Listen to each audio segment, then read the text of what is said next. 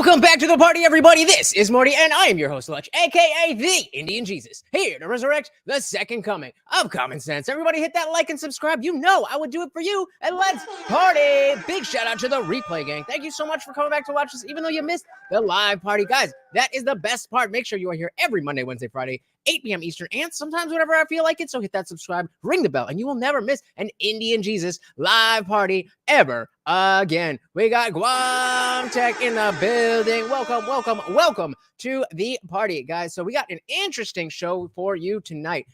Tiffany Justice, appropriate name, Tiffany Justice, founder of Moms for Liberty, was on PBD, and as far as fighting the wokeness and, you know, the adult type of wokeness in schools, I don't know how we could do any better. So without further ado, let's dive right in. As always, guys, if you cannot hear the video, please do let me know. I want to start off with the joy read. Let's just get it out so everybody knows who you are, because some people who maybe watch the content for other reasons may not know. But I want the audience to see this clip, Rob. If you can pull it up, and yeah, if you can just, is this the specific part that we're talking about, right? This is where I had heard about Moms for Liberty in general before, but I'm not really, I wasn't really familiar with what they do. I knew that it was about schools. I knew obviously with moms, it was about kids. But this is, you know, this is awesome. This is awesome. And the fact, like, just watch it. They're discussing context and the perfect. That's the one. Go Shout out to Soul. Welcome to the party. Clip. Everybody, pay attention to this. I'm assuming you have common sense, you have logic, the folks who watch this content, whether you agree with us or not. And if you're a parent, tell me you're comfortable with this exchange. Go ahead. You can do keyword searches and find certain keywords. Like rape. You can find There goes monetization. So if you're just joining us, this is Tiffany Justice of Moms for Liberty on MSNBC with Joanne Reed, talking about all of those nasty books that we love to hate. You can do keyword searches and find certain keywords. Like rape. You can find or anal rape or dildo. You can find all sorts of keywords. Of words. But like, wait, hold on. Wait. Let me finish my question. Then you can answer. Sure. I'm going to give you time to answer, but I got to ask you first. No, yeah, I got the question. And so what you find is the keywords that you find, the N word, anything, words like you just used. I don't think this is you'll get out of. Oh, come on, PBD. Get your shit ready to go. We got M169 in the building. Welcome to the party. Guam Tech said Moms for Liberty plus PBD equals a happy Guam Tech. All right. I am in the mood to party. Let's do it. There's one, if you go on Twitter, where she's asking right off the bat, where the exchange is about, let me see if I can find it. How are you not ready for your own show? See if it's. Here's my We're question. talking about Here's my question. You didn't answer my question. No. I'm going to answer your Great. question. I would love to hear that. Absolutely. Well, I'm interviewing you and you're not interviewing me. So let's just make sure it's a conversation. Okay, great. I'm better than you. That's what she just said. So what I'm saying to you is that as you are not an expert in this book. I don't have to be an expert to know that dildos aren't appropriate for public school. I mean, come on, let's get real. An expert? We're talking about books for children. If you know how to read at the level of a child, then indeed you are you are an expert. Hey, shout out to Guam Tech with the $5 super chat. Said now monetized. Thank you, sir. And of course, every donation comes with a treat for my co-host Morty. Thank you. And of course, that makes you the new sponsor of the stream. Thank you so much. Everybody put Guam Tech in the chat. Thank you, brother. Hold on. Dildos aren't appropriate for public school. I mean, come on, let's get real. No play. Is that it? That was it. So you're seeing this exchange while you're sitting there, and she's trying to logically argue that what's wrong with dildos being in a book, and let the parents decide. If you don't want it, go ahead and sign this and say, I don't want my kids to have access to this. What are you thinking in that moment when you're talking to Jory? Do you sit there and say, she can't believe this because she's got kids herself, right? Yeah, I would imagine that you would be flabbergasted as somebody who either is very aware with what they're doing or like, you can't really think this, right? But I mean, it is one or the other, because there's no way that you can think that that is a good faith conversation. That's just not how it happens. What's going through your mind during that moment? Yeah, I mean, I'm thinking of a lot of things. First of all, I knew it wasn't an honest conversation, right? It felt like a fencing match more than anything. So there were a lot of different things going through my head about, how to engage with her. Previously, I had said to her, like, explain to me the context. I think that was the clip you were talking about. Explain to me the context around the strap-on dildo that makes it acceptable for public school. And I would love to hear Joyanne Reed or Joy Reed, whatever the fuck her name is. I would love to hear her try to explain the appropriate context for strap-ons and dildos in a children's book. she couldn't answer that. She refused to answer it the entire time we were having the conversation. So yeah, I mean, what you really want to ask Joy is, Joy, you're going to read this to your kids at bedtime? You're going to open up the book and talk about how the young man in All the Boys Aren't Blue was anally raped by an adult family member as a child? No, of course not. No one's reading that to their kid at bedtime. So it's a disingenuous conversation. I told her that when we were talking about it, but I was happy she had me on. It was an incredible opportunity to be able to, engage on this issue in a way where people could really see how. Yeah, Morty is, both of us are in the mood to party, especially now that we got Woodrow in the building. Welcome to the party, brother. Always good to see ya. Engage on this issue in a way where people could really see how what a horrible argument they have. Yeah. So first of all, why don't we go back to, you starting this company for some of the, you and yourself and the two founders that started it. Motive, what was it? Was it a call? Was it a tipping point? Was there one event that took place where you said, you know what, this is too much and we got to do something about it? When did that happen? I'm going to guess COVID. It only makes sense. It only makes sense. Now, if she's somebody who's been paying attention long before, then awesome. But it only makes sense that this would come about because of the fact that we just all trusted that school was school. You're just learning school stuff. And then everybody's at home and it's like, wait, what are they teaching you? So there are two co-founders, me and then Tina Deskovich. And Tina served in Brevard County, Florida. I served in Indian River County, so just a few hours north of here. We served on school board. We saw some of the ideology creeping in. I'll be honest, I think especially my county, a bit of a bubble. So a lot of the ideology that you're seeing around the country wasn't in our school system at that point. It certainly is now. But during COVID, there was just, it was the obliteration. What did I tell you? Didn't I tell you? I knew it. Hey, shout out to Duke Debt Attack. Welcome back from a long time to the party. Always glad to see you, brother. Welcome. Alex says, Joy won't answer important questions. She'll just talk over the guests constantly right after asking a question. Lefty media tactics, no matter the cost. Yeah, because if they actually let her speak, if she actually let her give out or put out that point that, okay, explain to me the context. Are you going to read this to your children? Then, of course, that would be the end of the news segment. Maybe not, because these people are brainwashed, but I hear you. And so the soul agrees. Of parental rights. It was shocking to me. You'd have parents coming to the podium, Patrick, talking about masks were hurting their child. Tina remembers a story about a mom coming to the podium and speaking to the school board and saying, my daughter's deaf. She has trouble seeing out of one of her eyes. She's being forced to wear a mask. I have a mask exemption. You're not letting my child use the mask exemption. And when she wears her glasses and the mask, if you wear glasses, your glasses fog. And so now she can't hear, she can't read lips, and she's having trouble seeing out of the one good eye she has. This sounds, it's shocking. And the school system was like, sorry, no mask exemption. And so a system that normally is about making accommodations for kids, right? Because you have 4 kids, every child is totally different, and they need different accommodations. So a system that used to do that and try to do it well had totally thrown that out the window and just really elected officials abdicated their authority to bureaucrats. That's what I saw time and time again. And so we saw parents coming to the podium and they were upset and they didn't know how to advocate. They were yelling. They were getting frustrated. Their mics were getting cut off across the country. They didn't know who held the levers of power in order to make change happen, right? Someone would say, I'm going to report you to the county commission. Well, in Florida, the county commission has nothing to do with the school board. And so we knew that parents needed a roadmap on how to be effective advocates. And Tina and I were prepared, by the grace of God in our time on school board to be able to show parents how to fight back. And that's a huge part, the fact that she was already on the school board. It shows how much power you can have in a good way when you're involved in local politics. I would say even if you don't have children, I wouldn't say that is a reason not to be on the school board, if nothing else. And was there a tipping point where it was kind of, because some of this stuff, it seems like it just happened suddenly in the last 4 years. Prior to that, that's what they want you to think. I mean, I remember living in LA and, Prop 8 or whatever that was going through, hey, here's what they're going to be doing. And gay marriage is going through this. And, you saw President Bill Clinton, marriages between man and woman. And then afterwards, you get to choose who you want to marry. So it's been a gradual evolution that's been taking place the last 30 years, but it's been gradual.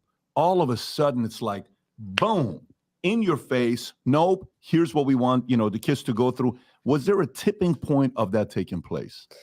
For us, for starting Moms for Liberty, or just in general? Period, in America. Yeah, that's really interesting. I was talking to someone about MTV Awards. The last MTV Awards, there was like a lot of Satan stuff happening, right? And you remember how like bubblegum pop MTV used to be, and now it's just all like devil worship and whatever. Got a lot of cross-dressing. And I said, I remember when I was little and I would watch MTV Awards in high school, my parents would be like, why do you watch this garbage? Look at this, right? And so you try to step back as a parent and say, am I overreacting? No, it's gotten that bad. This just, getting older, or has this been a slow boil? It's been a slow boil, I think, because now we've reached the point where we have adults who are talking about taxpayers needing to pay for this ridiculous graphic sexual content in schools. We're seeing, I hope we get to talk about today, just the destabilization of kids in school through social emotional learning and gender ideology being stuck into kindergarten classrooms. And so I think it's just been, education is a captured institution, and it's just taken a period of time for us to get to this point where now everyone really sees it, and the left is fully operational. Yep. And that means that we get to see all of the things that they're doing very clearly. Hey, shout out to Red in Action. Welcome to the party, brother. Another awesome YouTuber. Just dropped the link to his channel. Definitely go check that out. Welcome to the party, brother. M69 said, remember when Madonna performing Like a Virgin was scandalous. Scandalous. Yeah, what was that? Like 80, 88, something like that? Yeah, like, oof. Oh, how times they are a-changing.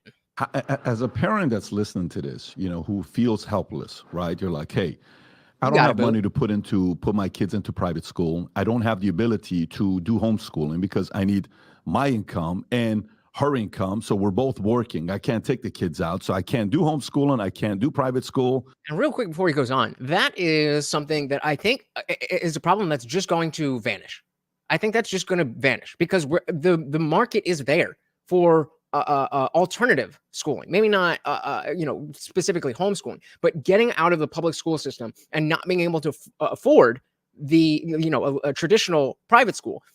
Maybe now it's going to be very difficult, but in a few years at most, it's going to be very profitable, especially if you're a teacher now and you're not already trying to set up somewhere in a maybe a small suburb outside of a big city where it's red.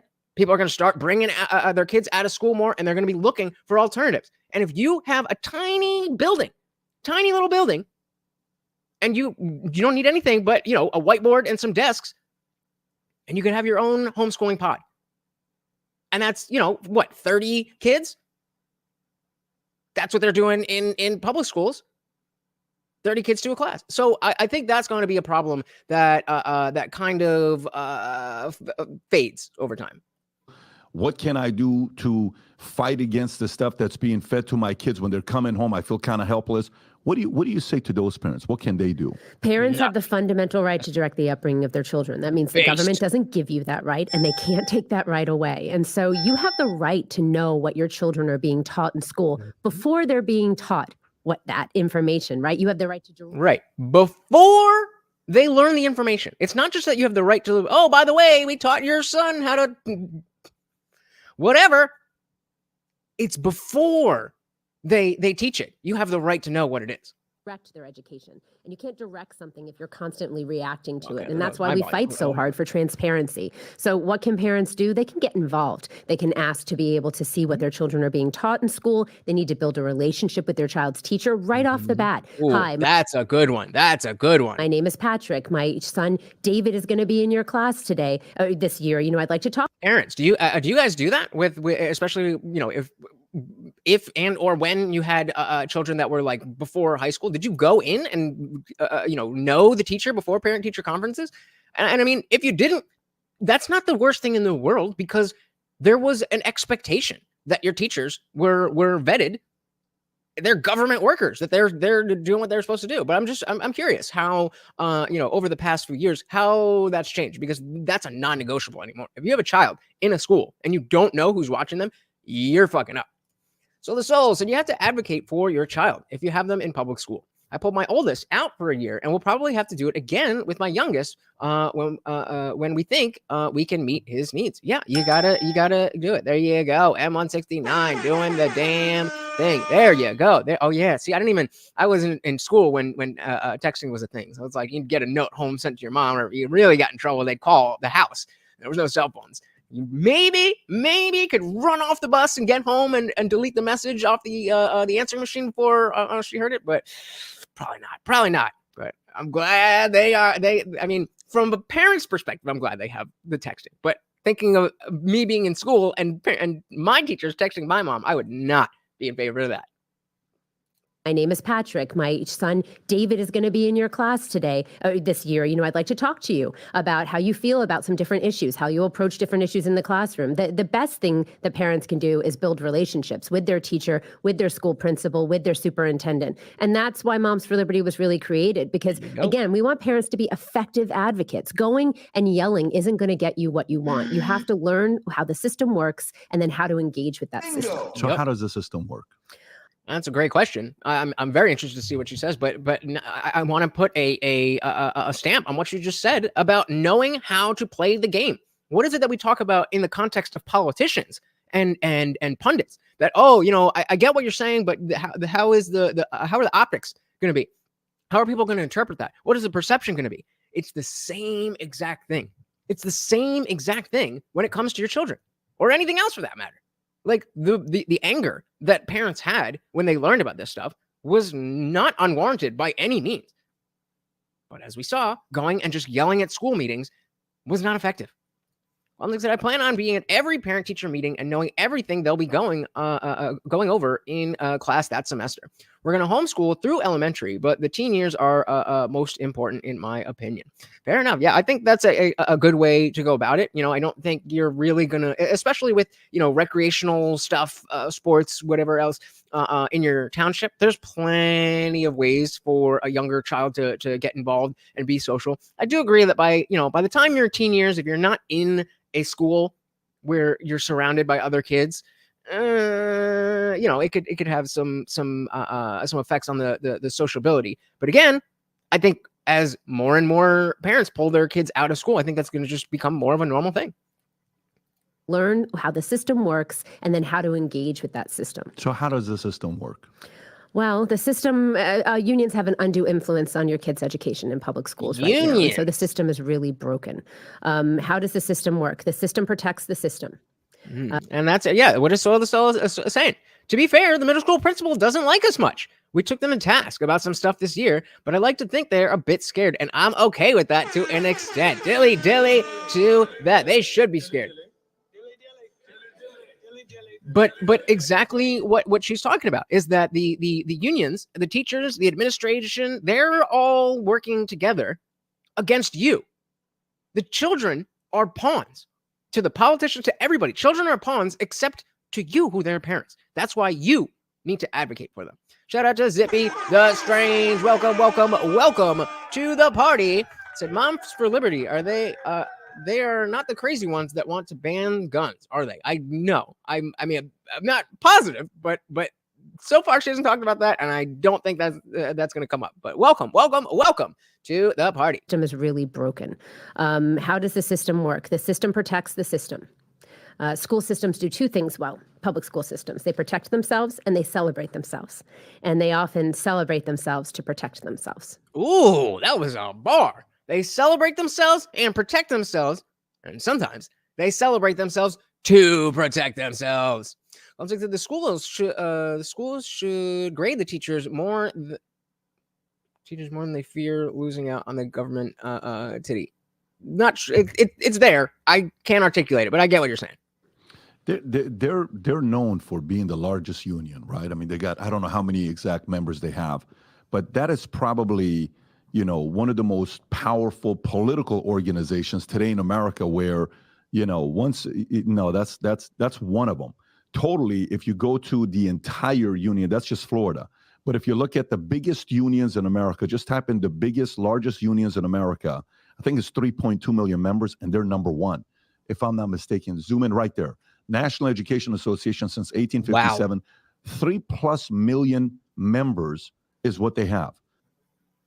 That's a lot of people.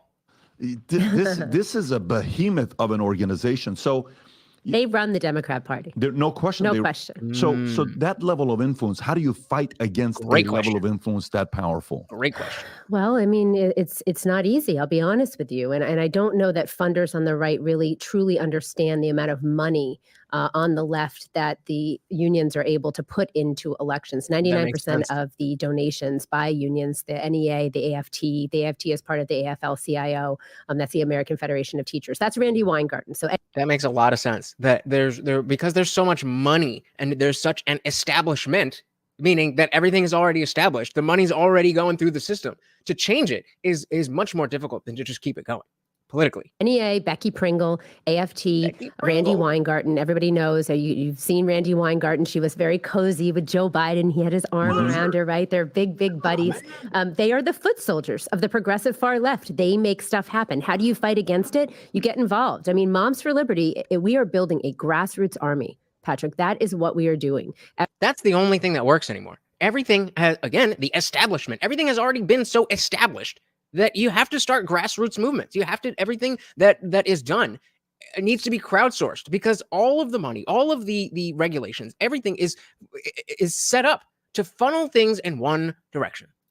Every day, it's about decentralized leadership, finding the very best leaders across the country to serve as chapter chairs, and they are building an army of people to fight back and to reclaim our public education system. Oh, is that violence? She said army and she said fight, but I thought, according to, the people who hate Trump, that when you use that type of rhetoric, it's violence.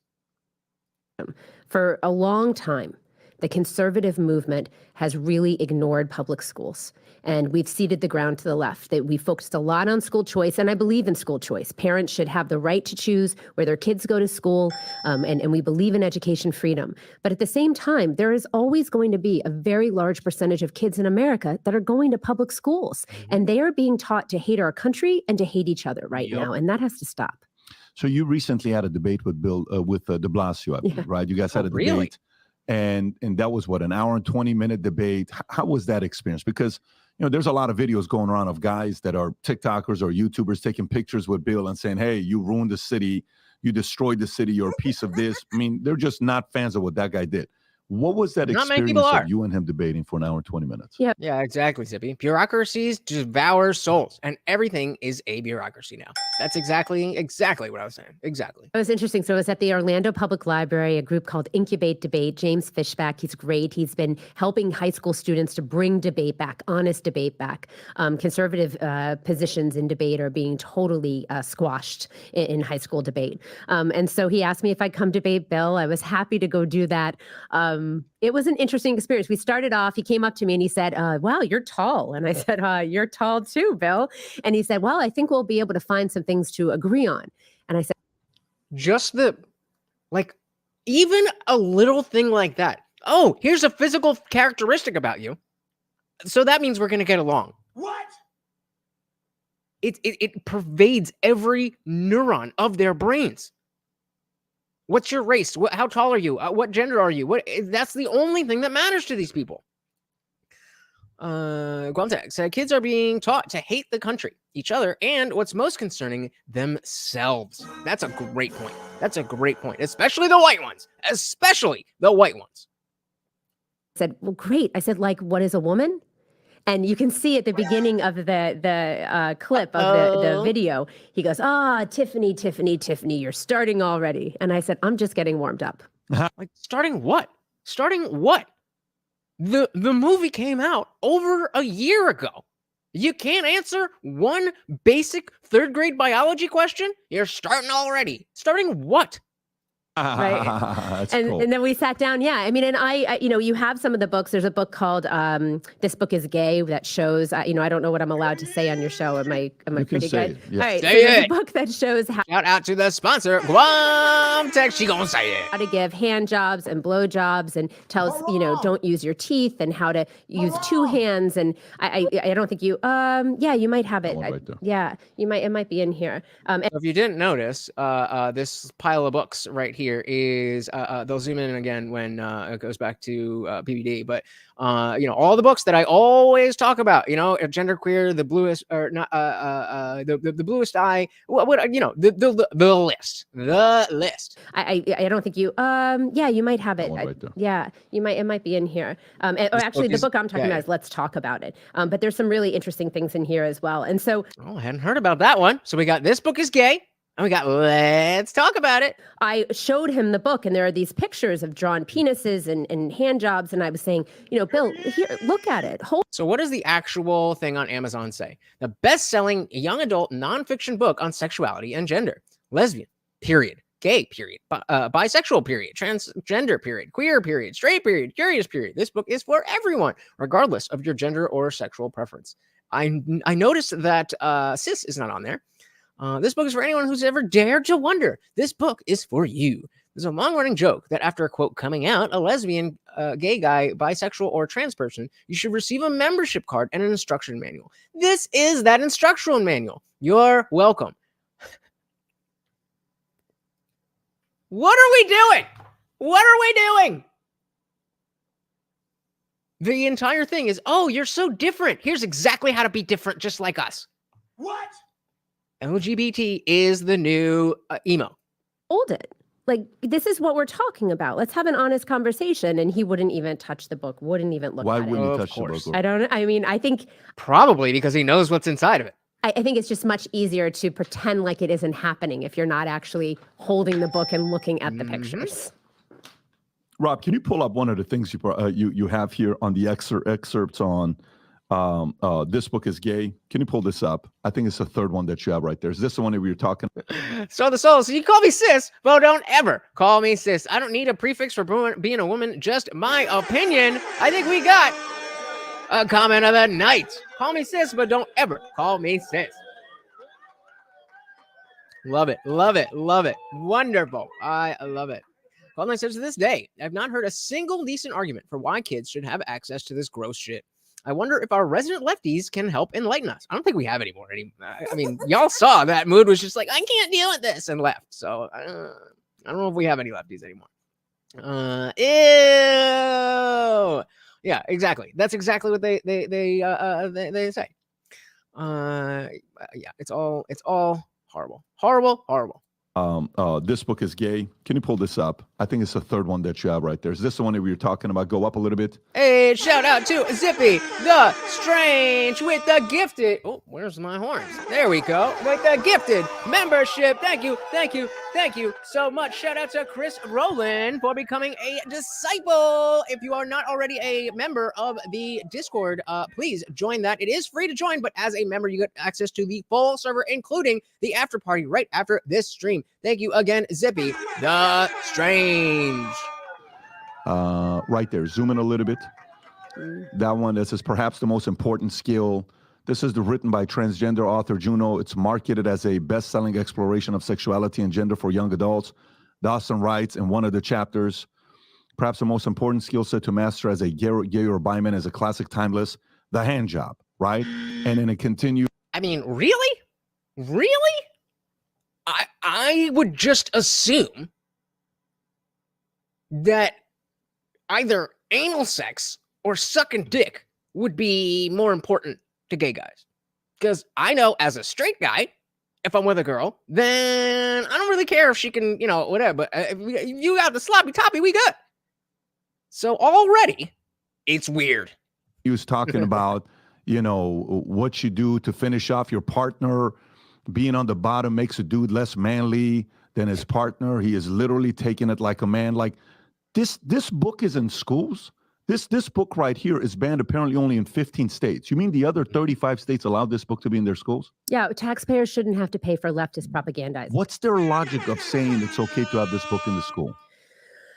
Well, I mean, it's really boiling down to what, Bill was saying was that this is a First Amendment issue. He kept saying this is a slippery slope. If you take this book out of school, then where do you stop? And, I just, with the nudity and the sex, pretty easy. It comes to kids and sexualizing children, that's a hard line. I'm willing to have a conversation, Patrick, about the fact that, yeah, of course, I think, if you start taking everything out of schools, then I think it's important to have an honest conversation about what should be taught, what the standards are, what the curriculum is, and we should talk about that, right? How do we... So I'm 69. I do think high school should be considered young adult. I think when, especially in books, when, the YA genre is aimed towards younger kids, as opposed to, if you're 23, 25, you're kind of outside of the demo of young adult novels. So high school, fine. But certainly not middle schools, and absolutely not elementary schools. No, nope, not happening. We decide what actually gets taught in school. It turns out it's not, the teacher just doesn't wake up every day and decide what to teach. There's a very clear-cut roadmap for teachers, especially in Florida. Wait a minute. So you're telling me that my teachers didn't sleep at the school and their whole lives was just figuring out what to teach the next day? About the standards and the curriculum that's chosen to accompany those standards. But the truth is that this is just nonsense. So who was the author, Rob, that they just automatically banned all his books and they were not selling it and it was offensive and this is not appropriate? This was like 4 years ago. Who's the most famous author that wrote books for kids and he had a TV show or something? What's his name? J.K. Rowling? Not J.K. Rowling. Okay. I'm talking about, he's dead. He's not around. Do you know which one I'm talking about? Kids' books? His name? Seuss. Dr. Seuss, right. Oh. Nope. We always got to call it like we see it. The doctors, as far as I know, fact check me on this, but as far as I understand, it was I don't know if it's Scholastic or Dr. Seuss, the company, it was the company themselves that decided some of their books were too racist on themselves. And they pulled those books off the shelves. Totally fine. I mean, I didn't have an issue with it. I don't think most people had an issue with it. But if you have an issue with putting out the content and the services and the goods that you want, and you don't want to do that anymore, fine, whatever. Obviously, it's relevant because they were pressured into feeling this way. But we got to keep it a buck. And nobody canceled Dr. Seuss. Dr. Seuss took Dr. Seuss off the shelves. Do you know which one I'm talking about? Kids' books. His name? Dr. Seuss. Dr. Seuss, right. Yeah. Which books did they ban by Dr. Seuss? And why was it banned? That is a better question. Since when did kink and sexualized indoctrination be considered young adult? That is the question we should be answering. Absolutely. And that's, I said, I get it. Maybe I need an age range for YA, because when I see the word adult, I think 18, which is why they use the word young. And I get why that's, not confused, but I mean, they could they could use adolescence or some other word, but I get it. And so I would think like 16, like 14 to 19, kind of that age, maybe a little bit into the 20s, but that's what I think of for young adult. Like Harry Potter, I was reading Harry Potter when I was like 8 or 9 years old. And that's actually, I don't even know, but that's what I think of when I think young adult, is that type of storytelling, that type of coming of age story, that type of stuff. Rhett said, I think this book is gay situation is partly the school's fault. The school's fault, not the school's fart. How hard is it to look at a book, read at least 5 pages, and decide it's inappropriate or inappropriate? Oh, honey, sweetie baby. Rhett, what you don't understand is that they did. They read these books and they were like, yep, show them to the kids. That is the issue. They are reading them. They are saying that. They are putting these on the shelves. No book can get into a school as part of the curriculum of the library without it going through some level of vetting. So yes, they are doing this. And they are choosing to say, yes, we want this.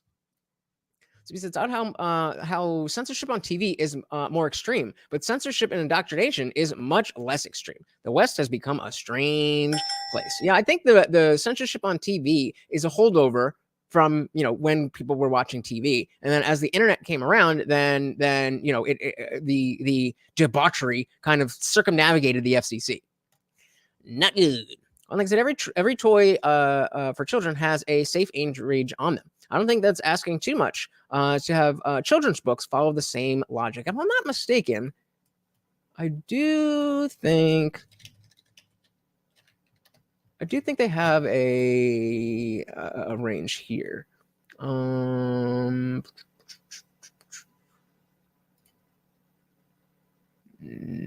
Grade level 8 to 12. Where'd it go?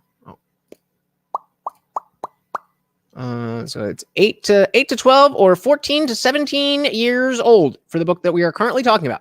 This book is gay. 14 to 17 years old. That's what they say. That's what they say. So Lusola says, my son and his fiance have been together for 3 years now. She's 18 and he's 20. They were both minors having sex. Just got to be real. If a teenager can have sex, I think they can read some stuff. Fair. Absolutely fair. Don't need strap-ons and spitting on dildos and stuff. Absolutely. As we've talked about many times before, I think a comprehensive sex education is important. But there's a difference between an education and whatever that book is.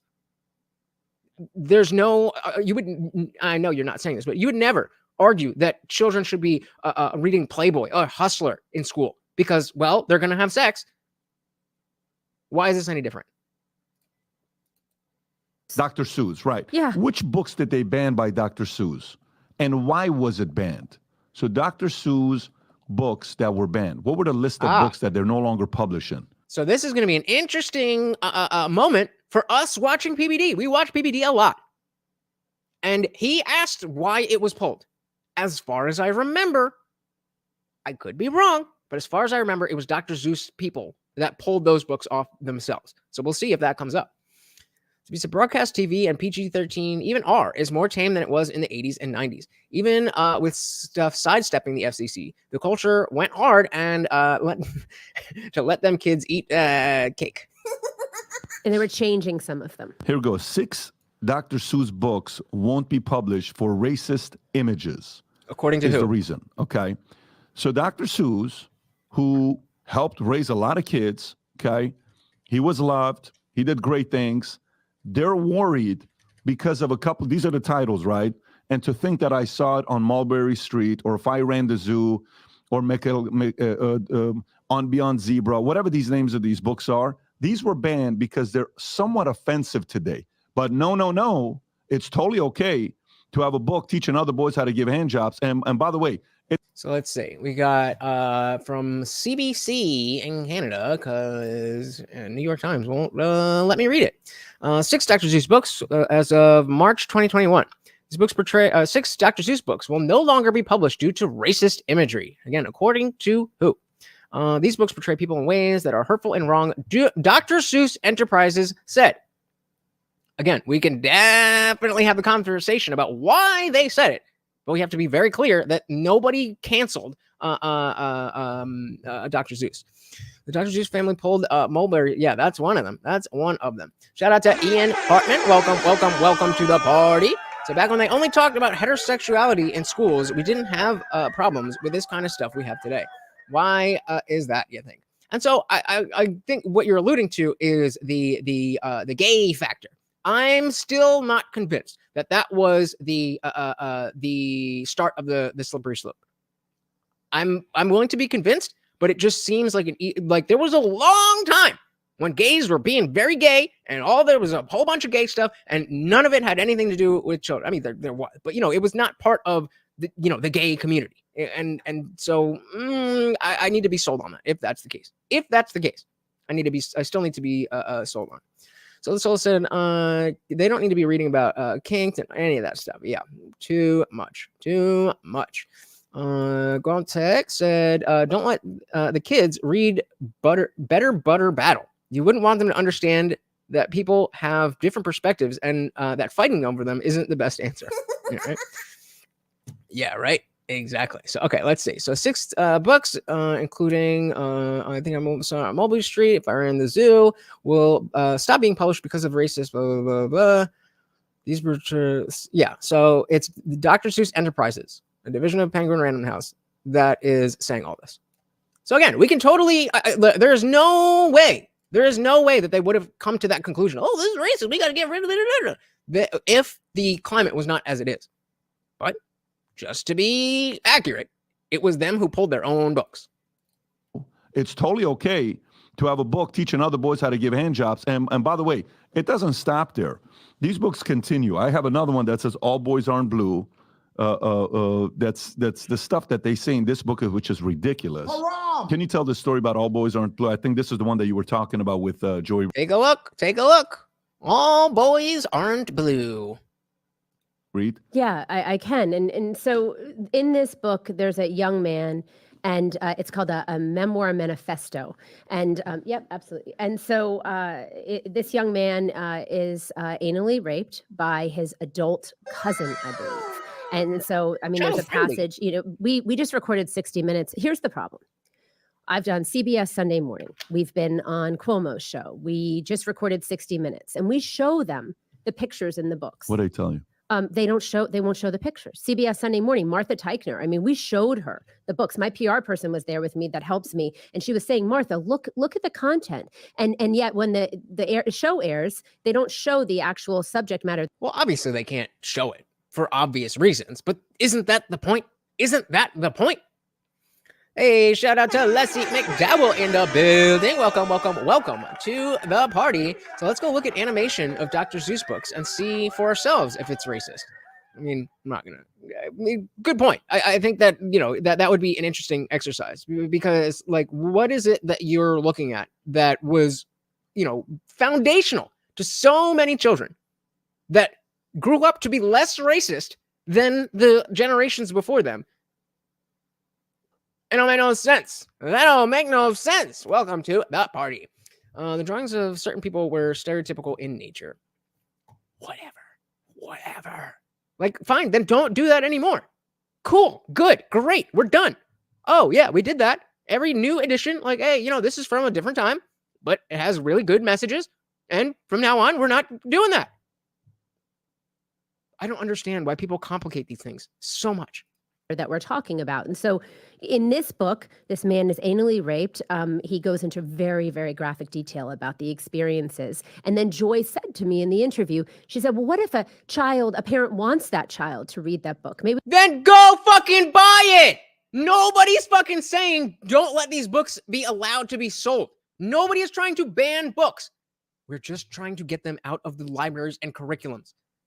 How do these people not get it yet? And part of the answer is from the news being able to twist parents yelling at school meetings. So again, going back to what she originally said, you have to know how to work the system. You have to know. Otherwise, they'll turn it on you. We could show that clip because, That's the clip I was looking for, Rob. It's not 19 seconds, Rob. It's I just watched it this morning. Can you play this clip? And why didn't you save it, PBD? They do this all the time. They're while the show is going, they'll stop the show to look for the clip. Look for the clip first, and then start the show. Oh, I'm sorry, Kitty. Am I too loud? I don't need to go. All right. Sorry, Kitty. Clip to see if this is it. That you have and other Moms for Liberty advocates have to decide that an award-winning book like All Boys Aren't Blue isn't appropriate for students to read. What a tragic story of a young man who's anally raped by his adult family member. So you have incest, rape, pedophilia. Joy, you said you'd let me answer, so I'm going to answer Please for you. In what context is a strap-on dildo acceptable for public school? That's my question to you. Tell me what the context around the strap-on dildo or the rape of a minor child by a teen. She got too into herself. She should have just let that sit. What's the context? That would have been good TV. But and I mean, obviously they try to force everything into this tiny soundbite. So I'm not really, I'm just saying it would have been perfect if she could have done that. But that was a little miss. But context around the strap-on dildo or the rape of a minor child by a teacher. Hold on a second. No, Wait, we're talking about public school. See, so you just asked a question, and you need to let her speak and not answer the question, so that you can say, so you're not going to answer the question. One moment. All right. So now you've asked me questions. Sure. I'm going to answer it. Okay. Well, who is the main character? What's the name of the main character in All Boys Are Blue? You're asking me right now. You just gave me very specific information about this book, so you're presenting yourself as somebody expert. It's the gentleman. Hold on. Again, this goes back to, well, do you have a degree? Did somebody sign off on a piece of paper that said you are allowed to know this information? no, I just read the book, bro. What are you fucking talking about? Being an expert on the book? So it's your position, Joy, that unless you can memorize every word of the book, then there's nothing wrong with the book. What? Alrighty then. Can you tell me what's on page 3 of Mein Kampf? So you want that in the curriculum? Idiot. Hey, shout out to Virgil Kane all the way over from Manchester, England. Welcome to the party. Yeah, she is awful. This is just the lowest form of news, if you can call it that. About this book, so you're presenting yourself as somebody expert. It's the gentleman. Hold on. Or maybe she's just so dumb that she's like, wow, you read a whole book? Who's the main character in the book? The main character is the author. What's his name? George, I believe, is his first name. Because you're giving me very specific information that is. You're asking me to remember the name of an author. You the just name remembered of the author very specific doesn't names. Joy. Here's my We're question. talking about strap. You didn't answer my question. There you go. You have to call out the ridiculousness. Joy, come on. So you're telling me that because I don't know the name of the author, that there cannot be anything bad in this book? No, I'm going to answer your Great. question. I would love to hear that. Exactly. Absolutely. Well, I'm interviewing you and you're not interviewing me. So let's just make sure it's a conversation. Okay. Great. So what I'm saying to you is that as you are not an expert in this book, I don't have to be an expert. No, Hold on a second. Dildos aren't appropriate for public. Projection. Exactly, Gonzag. Rely on authority to do the thinking for you. Straight out of the woke handbook. Yep.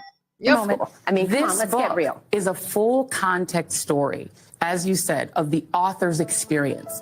Why is it your right or a Moms for Liberty activist's right to say that a parent who wants their child to have access to this book, which gives Straw man, that is not what the argument is. a personal experience of this author, why doesn't a liberal parent, for instance, or a parent of an LGBTQ kid, why don't they have a right for their child to just have access to this book? Why They do. End of story. Thank you. Bye.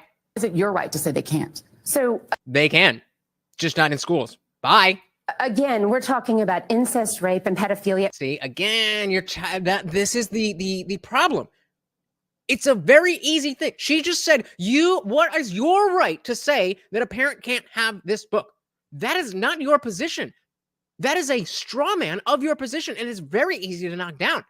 So you need to be the one to correct that, to advocate for yourself, as we're saying, for your children. And each parent,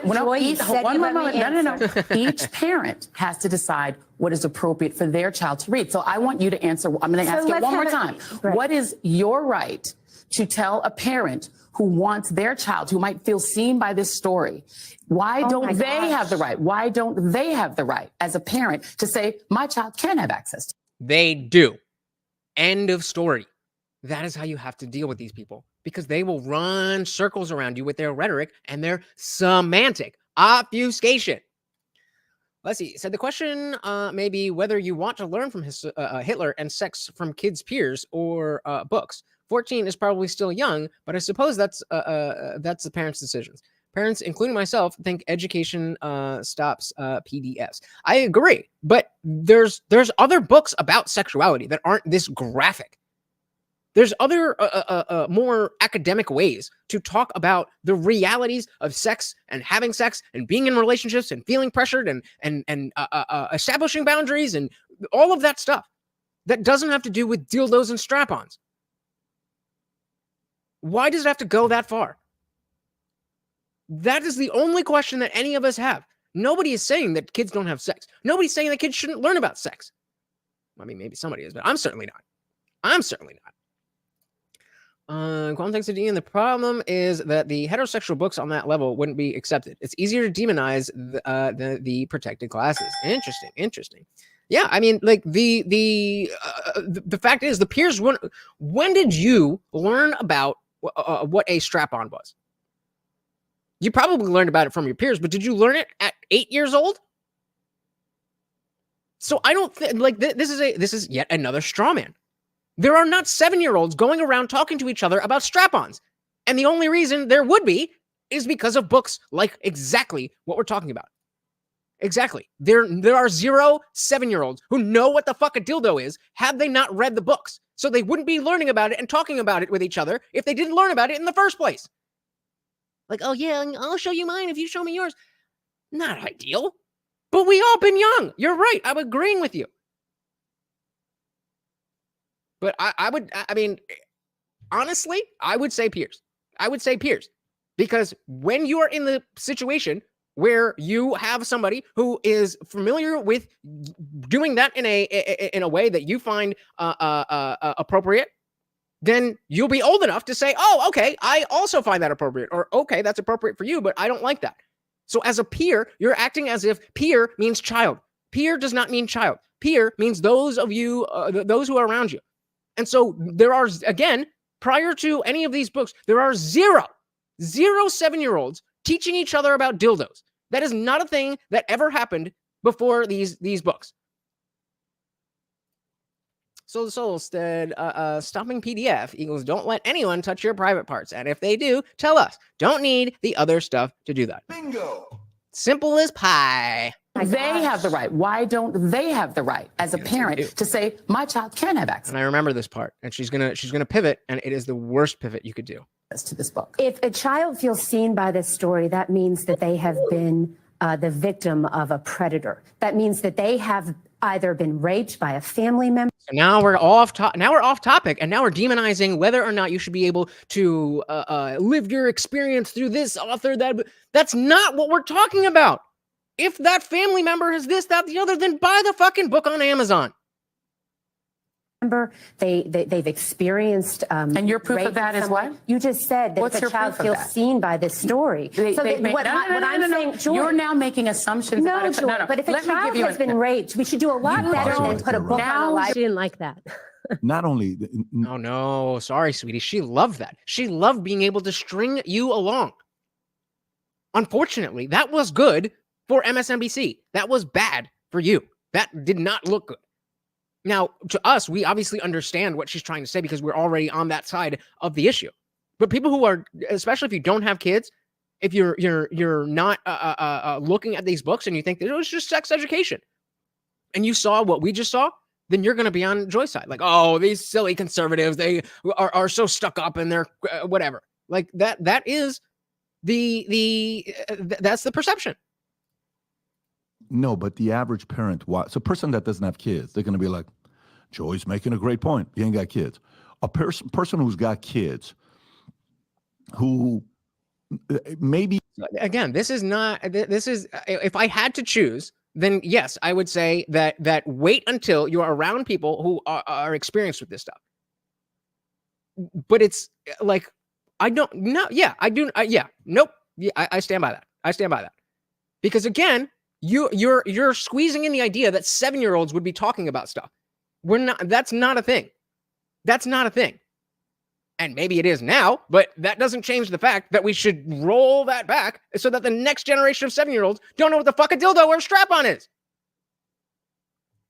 She wants to be 100% clear up to the parents. And yes, those books go too far. It's actually Mein Kampf that triggered me to ask this. So, I mean, okay. So then would you, if you're a parent, would you prefer that a child learns about Mein Kampf through school at age 8 or through peers at age 13? Because that's what we're really talking about. If we're talking about the books that we are discussing, then we're talking about learning about it at 7, 8 years old. If we're talking about learning from peers, then we are talking 7, 8, 9, 10 years in the overwhelming majority of cases. So what you're really asking is, do you want them to learn at 8 or do you want them to learn at 15? That is really what you're asking. And so again, I stand by it, that if you don't put a book in front of them, eventually, yes, they will find out the reality of the world. And that is much better, especially if you already have a relationship with that child. So that when they, oh, I didn't know about this, now we can talk about it. Then yes, I would want them listening to peers. So the soul said I was reading my mom's romance novels when I was 13, 14, and listening to peers. This stuff doesn't happen under normal circumstances until you're a teenager. Bingo. That is exactly what I'm saying. Precisely.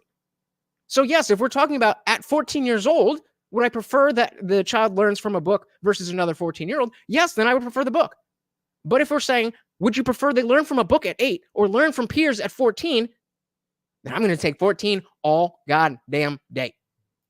Person who's got kids, who maybe even as a liberal is like, look, I don't have a problem if my kid wants to go through this later on in life when they're an adult. But as a kid, why would I want to influence them to go through this themselves? Why would I want to do that?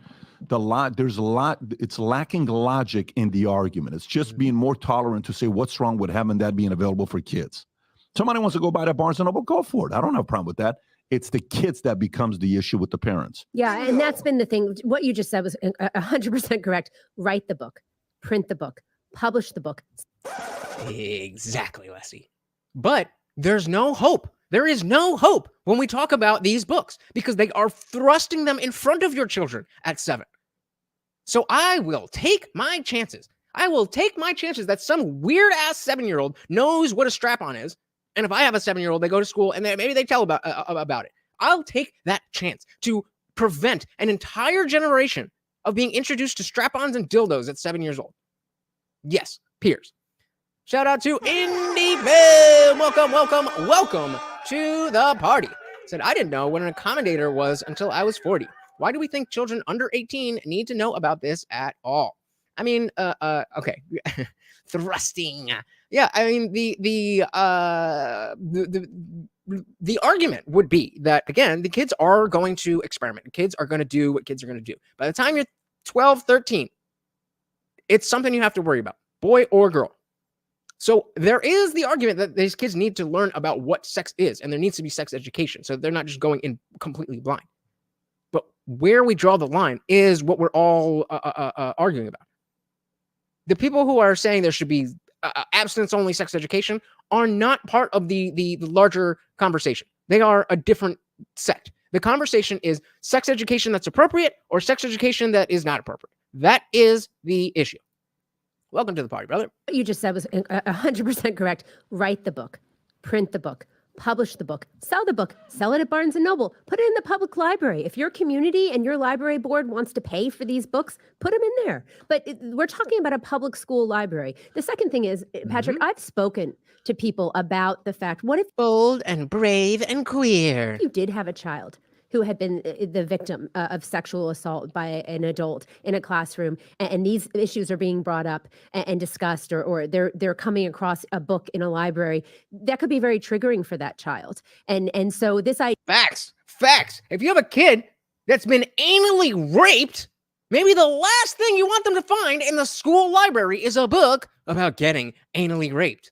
Idea that somehow, we're helping a kid by throwing a book on a library shelf and hoping that they're going to stumble across it and that it's going to be useful to them. I mean, if we have an epidemic of kids being sexually assaulted by adults in the United States of America, we need to do a lot better than, throwing library books on shelves and hoping kids come across them. So what argument are they making that's resonating? Like because I want to know how they're winning and making progress. What argument do they make that's becoming more and more, continuous by others to say this is why they have the right argument and you guys are wrong? It's all this Christian puritanic, you know what I mean? Being used as a political bludgeon. Just the idea of book banning, I think it's a fear-mongering tactic. Yeah. And Biden did in his first campaign video, we're going to go, be against the MAGA book banners. Like, no one's banning books. Honestly, we're talking about sexualizing kids. And we're also talking about content in public school libraries, There's only so much money and so much space. So when we're talking about public school libraries, no one's having a conversation about what books should be there, what books are enriching the learning experience of the student or an extension of the curriculum. So in public schools, you have standards. We'll talk about Florida for a moment. And the standards are a roadmap. Here is what should be taught in this grade, in this year, and here is the sequence that it should be taught in. And then there's curriculum. And as a parent, you can be on like a textbook adoption committee, an instructional material materials adoption committee where you can have your voice heard, other community members can, teachers have their voice heard as well, and they adopt curriculum. That happens every few years, different curriculum is adopted. So, it's not like a free-for-all in the classroom. There's not academic freedom in K through 12 public schools where teachers can just talk about whatever they want anytime they want. There's a roadmap to what should be taught. None of these books are aligned with that roadmap. And, again. And they're trying to align it. They're trying to make it so that this is exactly aligned. That is the push. Woodrow said, Uncle Bad Touch is against banning books that sexualize children. Shocker. Yep. Zippy said, liberals are outspoken at the protected class. It's almost a perfect storm of radicalization, like protecting Islam mindlessly. At least Christians are slower to get radicalized as they defer to God. Fair enough. Again, when we talk about books in the schools, there's an argument to be made. How old are your kids? 12, 10, 7, 2. Okay, mine are 19, 16, 14, and 12. What the 12-year-old does is different than what the 19-year-old does. No question. Right? And so in high school, can we have a conversation about what books might be appropriate for grades 10, 11, 12 that might not be appropriate? Yeah. Sure. Of course. Let's have that. And those books probably, because we're talking about them being appropriate for grades 10, 11, and 12, would by definition not be appropriate for grades younger. Conversation, right? But again, that's an issue of local control. And so why don't you put a little romance on this video and hit that like button, brother? It's just, again, a disingenuous argument. What's their argument? It's fear-mongering. Kids don't have unfettered access to the internet at school. You can't just go and type up, how to give a blowjob or how to build a bomb or how to do coke. What? You can't just go and search for these things in school. There are filters on the internet. That's a fantastic point I didn't even fucking think of. How? So you can't visit the hub, but you can read as part of the curriculum stuff you'd find on the hub. Make it make sense. Sites, but no one. Do they actually have them? Filters? Yes. Oh yeah, you can. No, meaning you can't go search how to give a block. You can't do that in No, it'll block you. It won't allow you to go on the internet and search for certain Why do they? Goal or game over if you guys had internet blockers in your school. I would imagine everybody did, but goal if you did, game over if you did not. Where like you could search for something and then it would just, if it wasn't an approved site, it would just say, oh, sorry, block it. That's my question. Why do they not? Why would they not want children to have access to that content? And then why is it somehow different when it's in a book versus on the internet? What's their answer when? That don't make no sense. That don't make no sense. You ask them that. There's no answer. There's no answer. I mean, we're right. So they have no answer. Well, what do they spin? How do they spin that? It's not been answered for me. Joy wouldn't answer it. De Blasio wouldn't answer it. It's just they just do a pivot on the issue and say this is you old ass motherfuckers. This is dangerous for democracy, and we can't. No, it is not dangerous to. And unfortunately, for whatever reason, Twitch isn't working. So you stuck with it, brother. You stuck with it. Why don't you open a notepad, type out what you want, then just copy and paste, and it's good. To recognize that children do not need sexualized content. Is there a pattern on the people that are being involved in imposing these policies, meaning the individuals that are pushing this stuff? Is there a pattern? Are they married? Do they have kids? Are they single? They're gay. They're definitely not married. They usually won't have kids. If they do have kids, the kids are going to be transed up. These people are not real people. They're not real people. They're just this simulacrum of what they think they're supposed to be. One thing that off the bat, I'd also say that I'm okay with a slow ramping up of these topics ending at high school, like traditional sex ed in middle school, non-cis education freshman year, and kink at senior.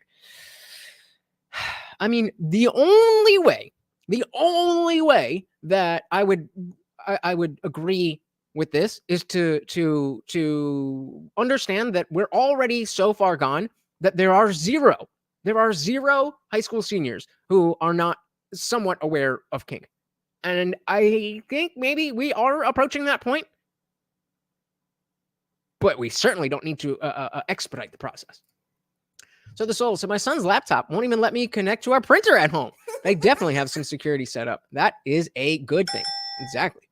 Leslie said, people are not born straight gay, PDF, trans, or an Apache helicopter. They become exposed to those things and involuntarily become attracted to them in some way or another. Completely disagree. I just nobody that I just disagree. So what do you got? So goal or game over? Do you agree with Leslie that you are not born with any of these things? You become exposed to these things and involuntarily become attracted to them in some other way later. She doesn't say, in most cases, sexualizing things just turn people off from instead of turning them on. I don't know about that part. I'm not really sure what you mean by that part, but this I definitely disagree with. So Guamtech had those filters. Yeah, you couldn't get anything. I mean, of course, back in the day, we would just go to like a proxy site and it could route through, but you don't need to know about that. Right at the moment? Is that what that means? That makes no sense. Well, do you tell me? Yeah, they're generally blue-haired. Yeah, right. Like, why? What is the job description for somebody who is going to be talking about this stuff with your children? And why do you want that job? I'm just saying, it's more likely that if you know that's part of the job, it's going to attract the wrong kind of people. Being a teacher in general already does. So, reading the Bible. Good for you. Good for you. It's a tough one for me. Basically, nature or nurture argument. Yeah, it is. I mean, it's definitely difficult to claim that a baby knows for sure that they're going to be straight or not. But it doesn't seem like it does seem more or less genetic and biological. So I'm going with Guamtech. I'm gonna be the fence sitter. I'm gonna be the fence sitter. Like I said, if you were a baby raised on Furry Island, you would grow up attracted to furries. This is how so many civilizations in history had homosexual armies. It's called sexual isolation. Maybe, but if I was a baby raised on Furry Island and then a just normal straight woman came along, it stands to reason I'd be like, holy shit, what is that? Fuck all of this. I want that. So I'm still going to yes, in the sense that, we make this argument with the dating apps that, it used to be that, girls had the to choose from the men that were around them. And now they go on dating apps and they can choose from the whole world. I don't think that same girl 20 years ago would be any less attracted or any more attracted to the guys from her hometown. She wouldn't be more attracted to them. She would just be okay with being less attracted. So again, I find fault with your logic here. I do get what you're saying. There is a little bit of nature and nurture. I don't think that a baby has sexual proclivities, and so I do think that's something that comes later. But I don't think that it is as easily influenced as you're putting it. Listen, I put it this way: no one has found the gay gene. Nope. Single.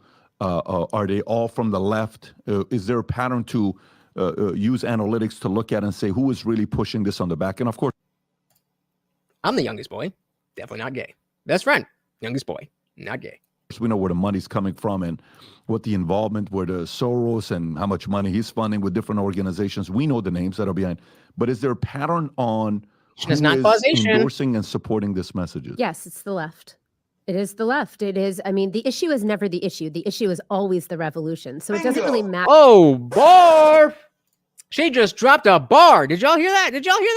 It's the on who is endorsing and supporting this messages? Yes, it's the left. It is the left. It is, the issue is never the issue. The issue is always the revolution. So it doesn't really... The issue is never the issue. The issue is the revolution. Bars. Like said, as Joe Rogan says, if an isolated man sees a woman for the first time, everything in him knows it's time to fuck. Yeah, absolutely. Absolutely.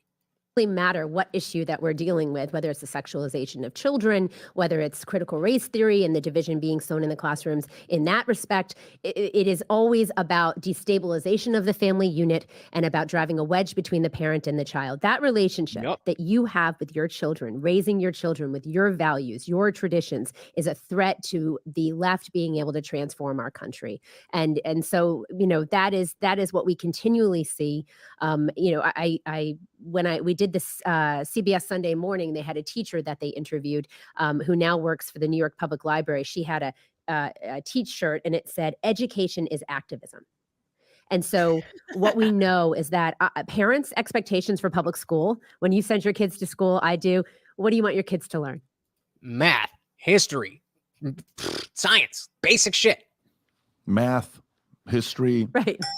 Reading, reading, things like that. Yeah, how to share. Right. You're comfortable with those types of values, right? Be kind to other people, be generous. But the goal of public education has changed. It is not about giving children practical skills. It's about making them good at conformity. It's about awakening a critical consciousness in the child, making them a little social justice warrior. This is why in Rhode Island, Tiara Mack, you remember Tiara Mack, the one who did the twerking on her hands? And, yep, lovely. So they've got like 7% of kids reading on grade level in Rhode Island in 4th grade. 7%. But when Uvalde shooting happened, Tiara was able to get those kids out on the steps of the state capitol covered in fake blood. Hurrah! Right? Because they know how to be activists. They're being trained to be activists. And that's why that was the big wake-up call that with my generation of college students. I graduated high school in 2008, graduated college in 2012. That the class that was right, my class and right behind me, they were the first ones to take this activism that was always apparent on schools and bring it into the real world. And I think it's because there was, generations of semantic obfuscation leading to linguistic creep, leading to more dogmatic ideas. And then it's such a behemoth that even facing the real world, they have an answer for everything. So there's no reasonable expectation that they're gonna figure it out. Like, this is how the world is. Everything makes sense. Well, I mean, that they're going to lose there, because if you can't show results academically and you're taking a hit there, but you're pushing this agenda, you're going to lose long term, if that's what's going to happen. However, I'm trying to more look at the folks who have kids who are supporting this, wondering what part of this logically makes sense if you're okay with the books being there, yet you're not okay with the internet. All right, let's go back with PBD. Let's see what Leslie's saying. So to sum up my theory, she says, if you expose a healthy amount of opposite sex to your children, you have better luck with them not being gay. Unfortunately, nothing can stop a boy from wanting a girl, though. Exposure is a double-edged sword. Okay, fair. I think personally, if you're trying to engineer your child's sexuality, that's a little weird. Now, if it's from more of a religious context, I guess I understand that, but it's still fucking weird. If you actually believe what you believe, then you really shouldn't need to, expose them to the opposite sex so much to make sure that they're not gay. But whatever you want to do. All things that would make me so damn happy if we just replaced kink education with financial education. So many real problems will be solved. Exactly. But they'll never do that. How are they going to keep stealing our money? Let's not say I saw a teacher interviewed on the street say that her job is to raise up activists. Yeah, they're not hiding it. They're not quiet about it. They're not pretending. They're like, yeah, this is what we do. We here. We queer. Get used to it. It has a lot to do with what we're talking about the other day about men wanting to raise children and women wanting to hunt. I don't think we really dove too deep into that, but all right, fair enough. Logically makes sense if you're okay with the books being there, yet you're not okay with the internet being there, where I can search the same exact thing. There's got to be a reason why there's the filter, but not the books. Mm-hmm. And then the states. That should be everybody's. Let's just finish that. Is it eventually? Are we going to get to a point, because you're doing all of this stuff while you're in Florida?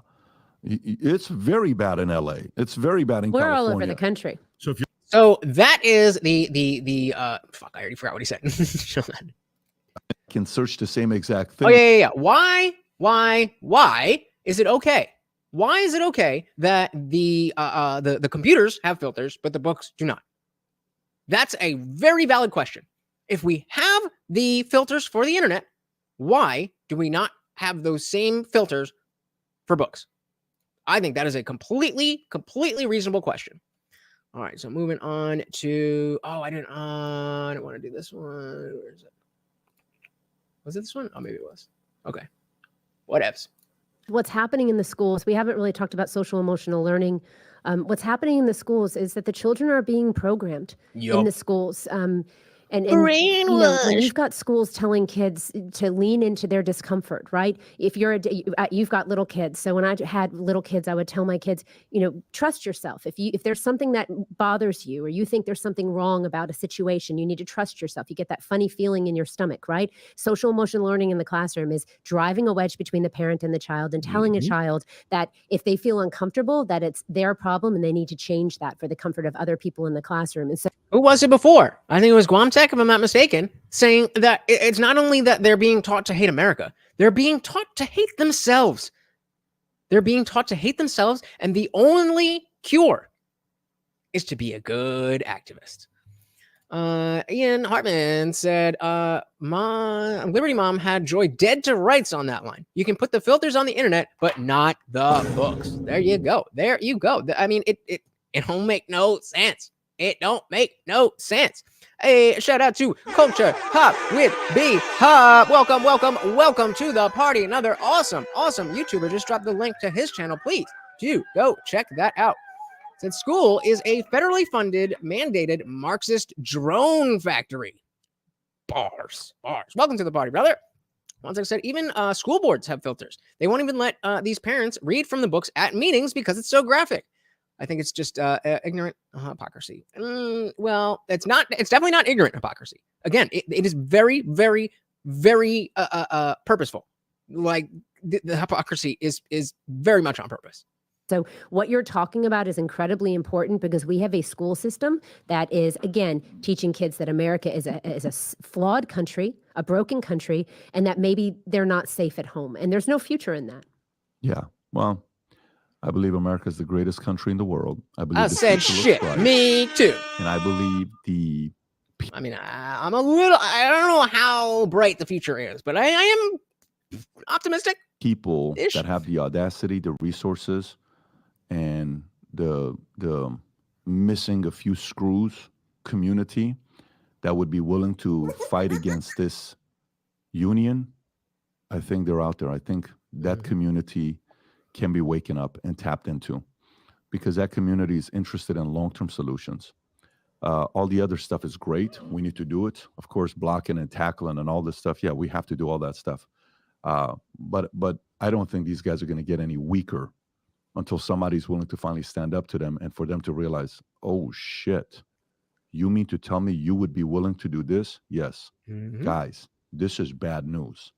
And what if we go 1 year and the first year, the amount of people that maybe take whatever off to go to school, let's just say we get 1 million kids to take 1 year off from going to public school. What? Imagine that. Just 1 million kids. Just Thanos snapped out of the public school system.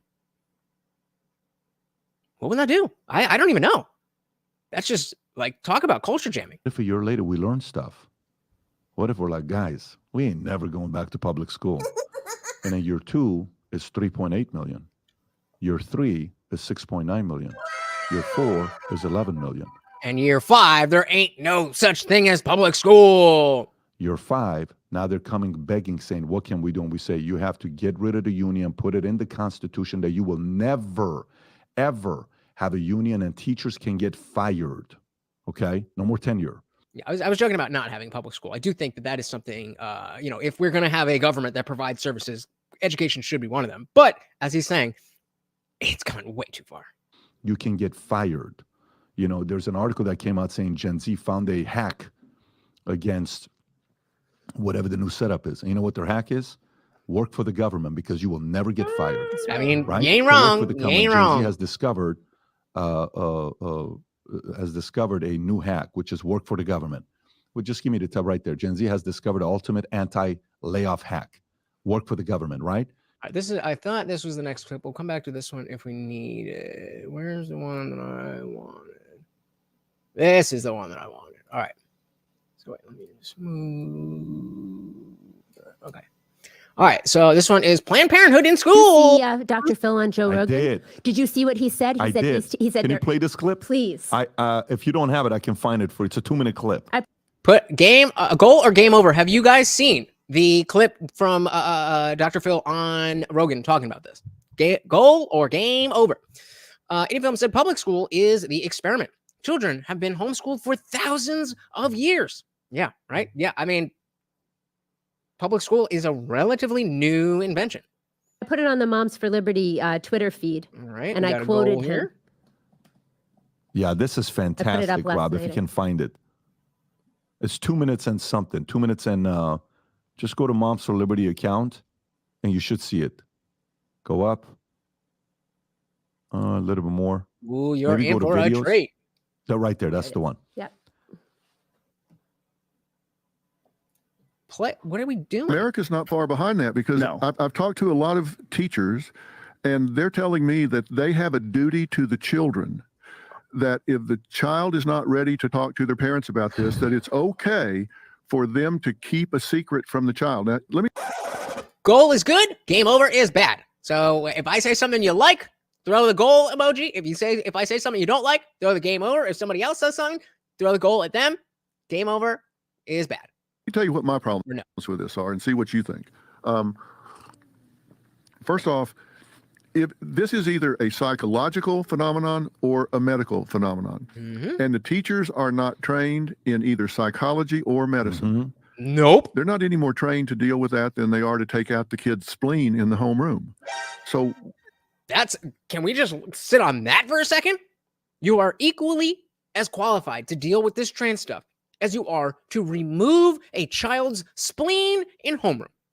That is a medically and scientifically accurate statement. If that's true, if it's a psychological thing, if it's gender dysphoria, or it's a medical issue, then you need someone trained in child psychology, psychiatry, or medicine. And the teacher's not trained in any of those three things. Like I say, they're not anymore. Well, I went to school and took Psychology 101. Actually, I have a degree in psychology. It's just a bachelor's, but I kind of know this stuff. Trained in that than they are to take out the child's spleen. So how are they qualified to deal with that? Secondly, They're it's not. teaching the child to keep a secret from their parents. It's teaching deception. And that's exactly what they were talking about in the last clip, which is why I thought it was this clip, that driving a wedge between children and their parents. And interfering between the child's relationship with the parent. Now, their issue with their justification for that is, well, if the child goes home and announces this, or if we tell it to the parent, then the child could get abused, the child could get judged, the child could get kicked to the curb. But they have to admit, statistically. So before, if you for those of you who haven't seen this, Indy or M169, that's one of the talking points. That, well, what happens when you have a very strict household and this kid is legitimately dealing with gender dysphoria, and they're going to get home and get beaten up? What would you say to that? Yeah, that too. By definition, keeping secrets from your parents or telling kids to keep secrets from their parents is grooming. Facts. But yeah, I mean, it's so simple. It's so simple. And I didn't think of it until I heard him say it. But it's so simple. Get kicked to the curb.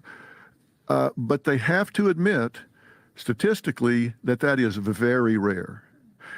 Even, I don't care what qualification he is. The things he's saying right now on my screen, I am in favor of. And if that's the case, that's what we have Department of Child and Family Services for. That's what we have Child Protective Services for. If that's the case, then you call in for some intervention if the child is being abused at home. Duh! Why the fuck didn't we think of that months ago? Duh! If you think that one of your students as a teacher is going to get beaten at home, call the fucking cops, call CPS, call whatever, agency is already in charge of that. It ain't you, honey. Any films, did I say jumping to the conclusion that the child is going to get beat is a huge jump. Also, it's not the teacher's business. It is. Absolutely. It is a huge jump, and it's not the teacher's business at all. At all. And most of the time when it comes to a parent that a child was physically harmed, call CPS. Yeah. I don't know why I didn't already have that there. Like, of course. Of course. For whatever reason. Then you get so now WISC is able to put through CDC on schools, and they want to go 25,000 by 2025. Oh yeah, and they're just getting started. They what? Wait, Okay. what? So now WISC is able to put. What is whisk? Anybody know what whisk is?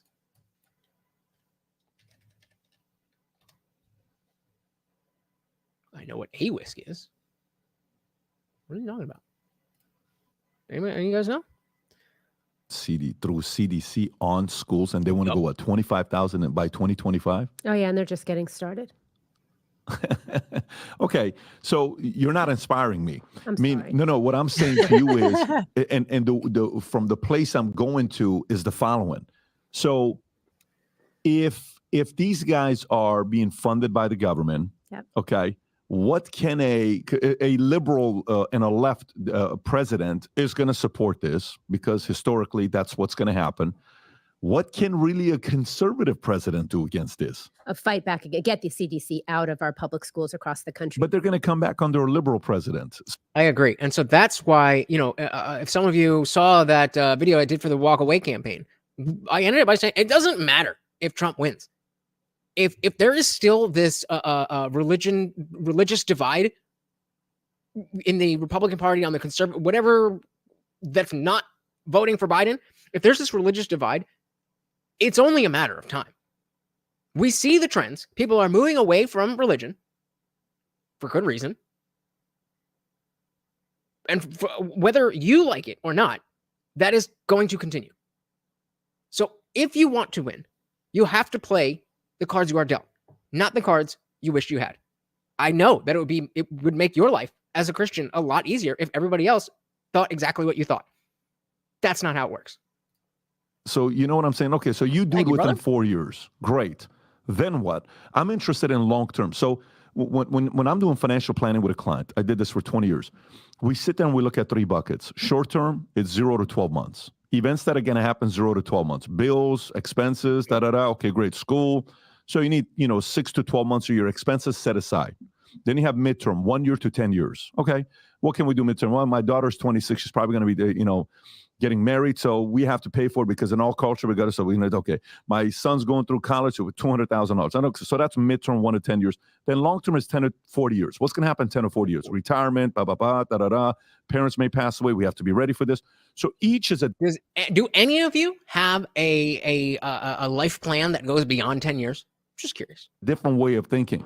Short term, I get it. My interest purely is long term. I'm not interested short term. My interest is long term because my kids are young, and one day they're going to have to do this with their kids. Mm-hmm. Even a Republican president in the office for 4 to 8 years, maybe they can fight against it a little bit. Maybe they can prevent a little bit. But this model is coming here to city near you. No. Yep. And that is why it goes beyond Trump. It goes beyond MAGA. It goes beyond that. It is a cultural move. It is a cultural shift that has happened and that needs to happen. A cultural shift in the wrong direction has happened, and we need a drastic cultural shift in the right direction. And if we're fighting over why we agree that we shouldn't have these books in schools, then they're going to be in the schools. No? Yes, they are. Yes, absolutely. 100%. They want to bring community partners into all of the schools. Like, think about Planned Parenthood. It's like having Planned Parenthood at every single school across the United States. Okay, so now what would happen if, by the way, that's scary. I don't want to go through what you just said right there. So imagine visually, let's just kind of put this in place. Okay, I need a morning after pill. I went through this and I don't want to tell my parents. No problem. Go on school right there. Go to see Dr. Jones. Oh, it's okay, honey. We all make mistakes. Here's use this and da-da-da-da. I don't even have kids. And just the thought of hearing that What? I'm speechless. So shout out to IndieFilm because I do not know what to say right now. It said, end federal education. My local public school system is independent, accountable to the city, not the state or the Fed. I love that. And before you got here, I was saying that, as more parents start to wake up to all this and more parents start to look for alternatives, then I think homeschooling and private school aren't going to be the only options. There's going to be a more middle ground option where you still have, you and your spouse still go to work. You send your kids somewhere all day, but it's a small thing. It's somebody, that's a tutor. Like, we're talking about elementary school here. You don't need to fucking have a PhD. You just need to not be a dick or want to put one in a child.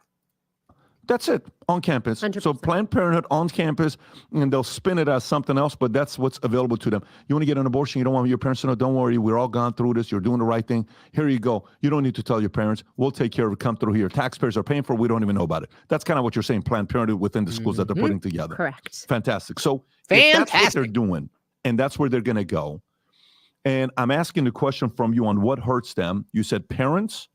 You said being on boards, which out of the 13,000, 12,000 they control anyway. So they control over 90%. We're working on that. I know you are, but you got 12,000 out of 13,000. Yes. And then the last one was, what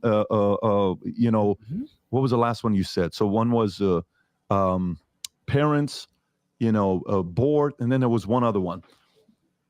But the direction where I'm going with this is, if we know this is going to be happening, what do they fear even more? Do they fear homeschooling? Do they fear kids stepping out? Do they fear any of that stuff? What would happen if all of a sudden there is a mass exodus? So for the longest time, So remember, before he was talking about, like, what if just 1 year, you got 1 million parents to sign up that they're going to take their child out of school. And so with siblings, you don't even need 1 million parents.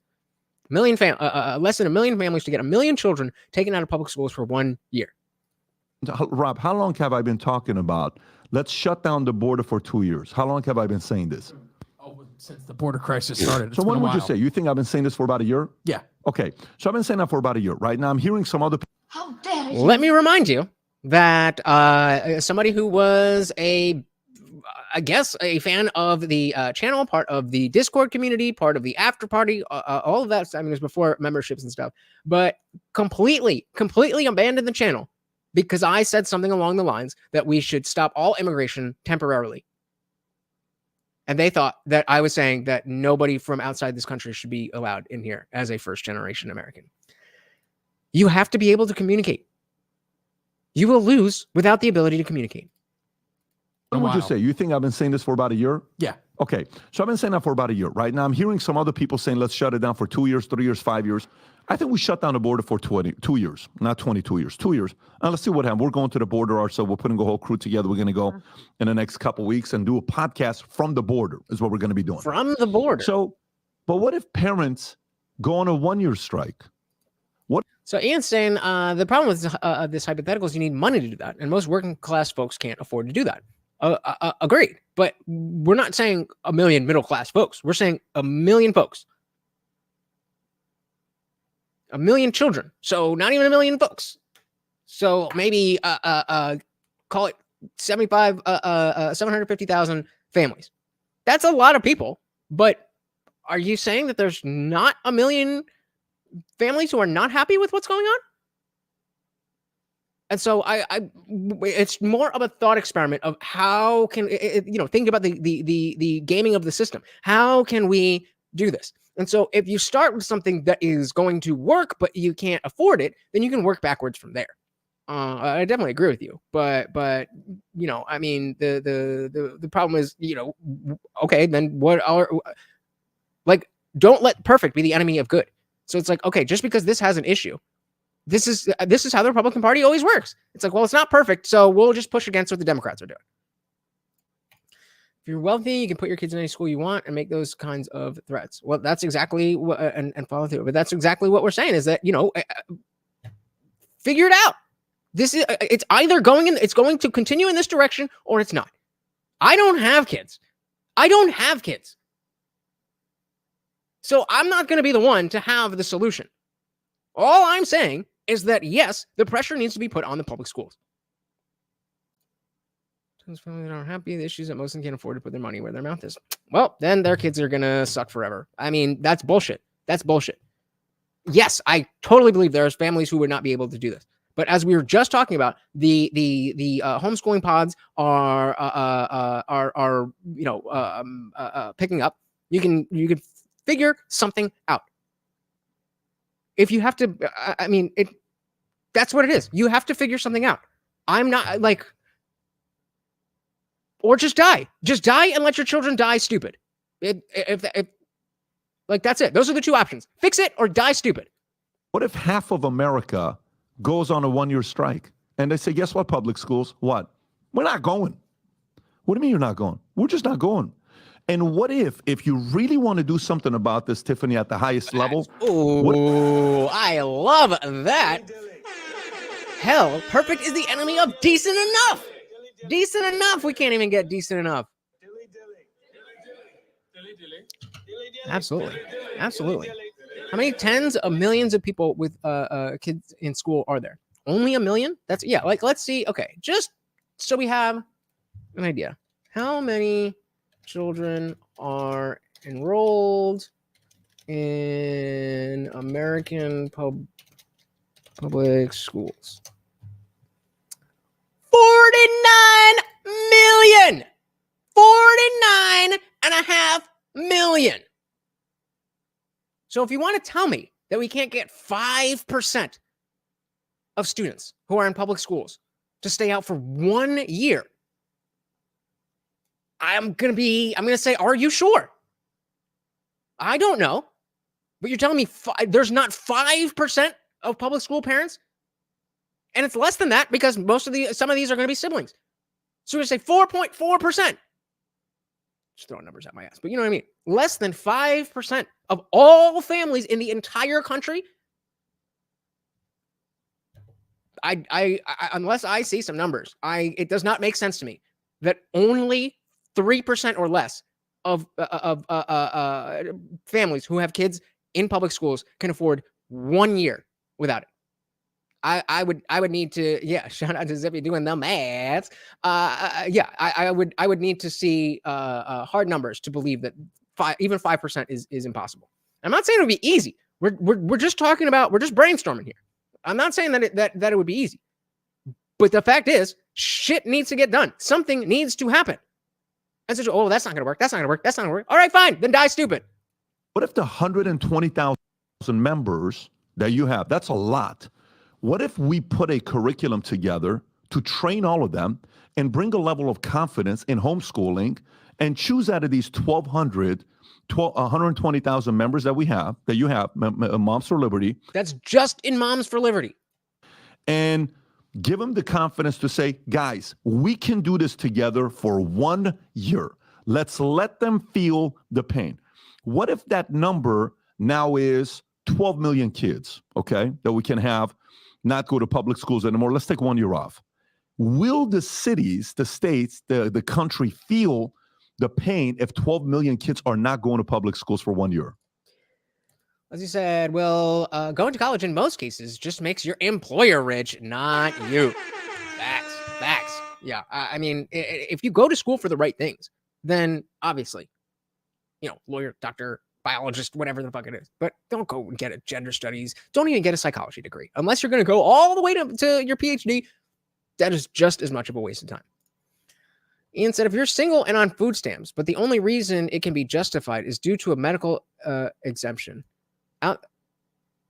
The only reason it can be justified is to a medical exemption. Outside of that, you're a bum. Simple as that. Nah, I'm going to disagree with that. If you're on it for more than a certain amount of time, then sure, but people get laid off and shit happens. No. Well, all you have to do is say the government locked down again and people will be happy to take their kids out of school for a year. Just saying. It's less than 5%. Exactly. So get 500,000. Start somewhere. Do something instead of fucking sitting around and complaining. What was the question? Will the cities, the states, the country feel the pain if 12 million kids are not going to public schools for 1 year? First of all, they are flooding the country with new students. Yup. So for the students that are leaving, there are new students that are coming in and now are becoming a part of the schools. And often these kids can't read or write in English. And so just to be Well, neither can the American students at this point either. So, not the end of the world. Ian says, so I don't know, but I'm not going to sit here and say that all cases of being a single person on food stamps is a bump. I don't know. Somebody could come up with, oh, okay, I didn't think of that. I don't think about different situations while people are on food stamps because I happen to be privileged enough to never have had to be on food stamps. So that's not something I think of, and that's not something off the top of my head. That doesn't mean that I can agree that there are zero legitimate reasons. All right, let's dive back into the clip we left off about them being programmed. Has discovered a new hack, which is work for the government. Well, just give me the tab right there. Gen Z has discovered the ultimate anti-layoff hack. Work for the government, right? What if all of a Is it though? sudden these guys realize, oh shit, I could get fired. You could, Mr. and Mrs. Teacher. We appreciate your service, but you could get fired if you suck. If you're going out there telling, I saw one of the videos you guys posted on Moms for Liberty, where the teacher is saying, Probably, but I would need, these are individual people with individual circumstances. Probably yes, but I'm not going to paint people with a broad brush that I don't know. listen, the moment I realized my parents are idiots, guys, your parents are idiots. You're smarter than your parents. A teacher saying that to kids? Yeah, you're dividing. You're putting a wedge between parents and kids. Can we talk about that for a second? Go for it. Can you play the clip? Just pull up the clip while you're talking about it. I'll find the clip and I'll take the it. wedge between the parent Because we know that we're not looking for clips before we start the live show. and the child. This happens in Florida. There are court cases all over.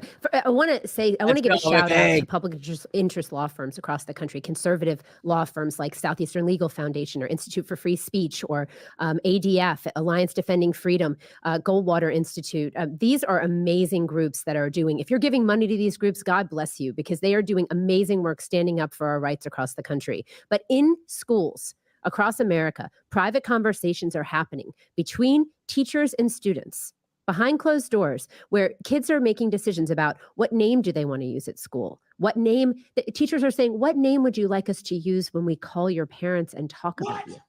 What? How about the fucking name that I was given? How about that?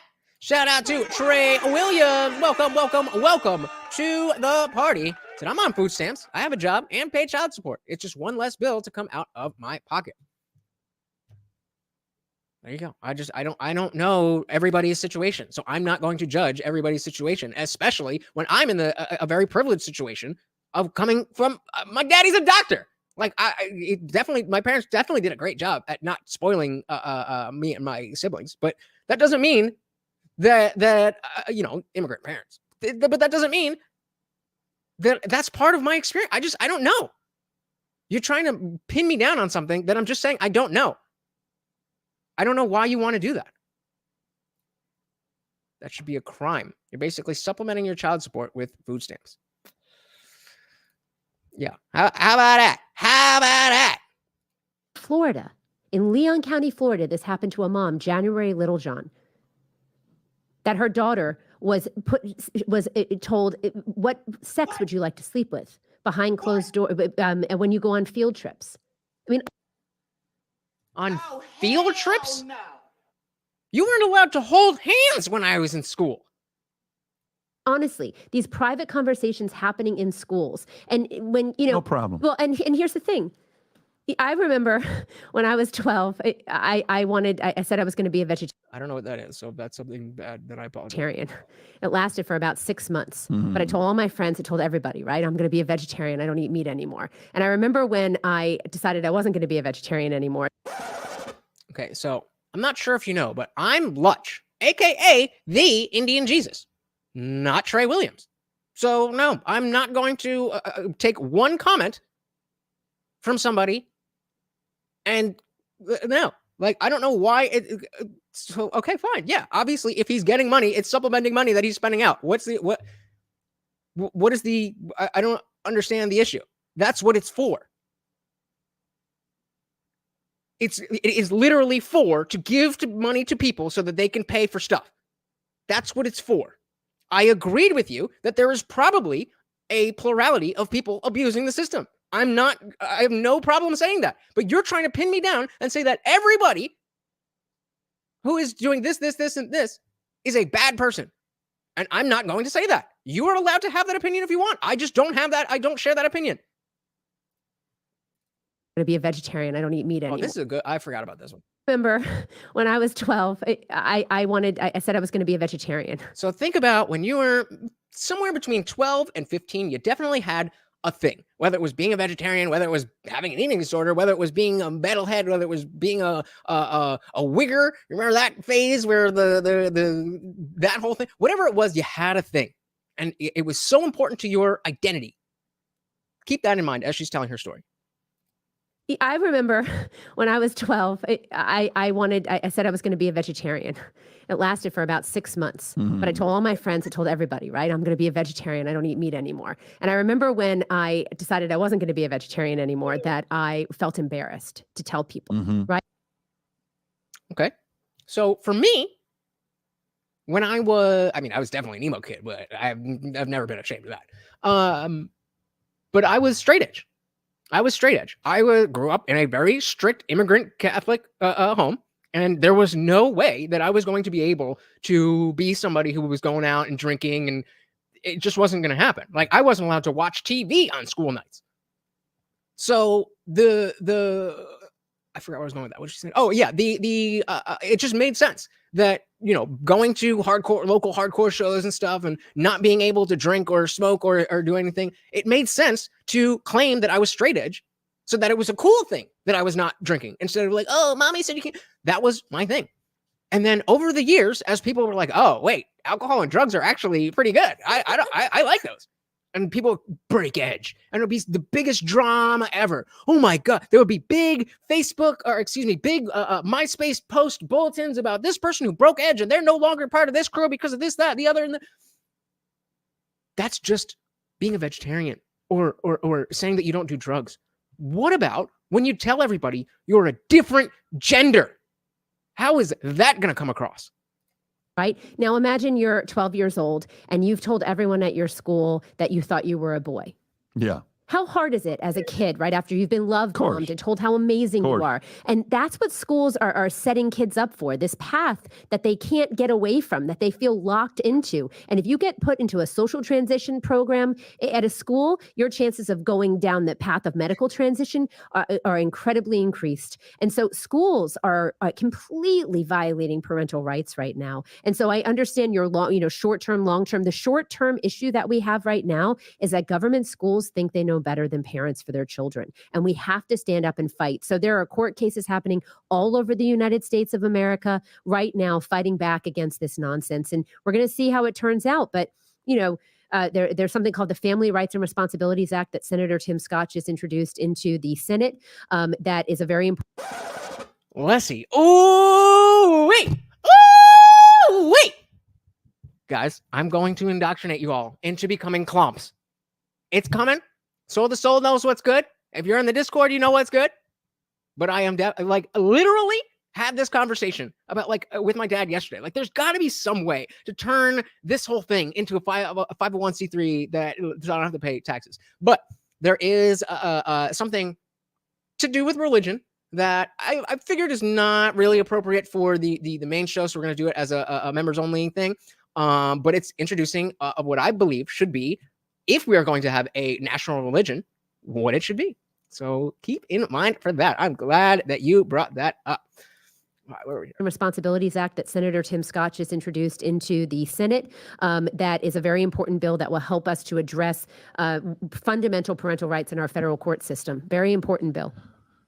Would Republicans be upset if we took 10 million kids out of public school and parents voluntarily chose to do it? Would the establishment be upset? I don't care. No, okay. So, but the reason why I'm asking is, I'm asking because I really don't give a shit. All I'm saying is, from their standpoint, what would their argument be against it? Are they going to come out and say, well, we can't do this because we need the right leverage to negotiate and all this other stuff? This is why I love this show so much, because this is precisely the type of framework precisely the type of lens that we look at this stuff. Like, okay, well, what are they thinking? How do they perceive this? What are they trying to say to all of that stuff? Very, very, very interesting. Hey, there we go. There we go. There, it's not Zobel. It's not. It's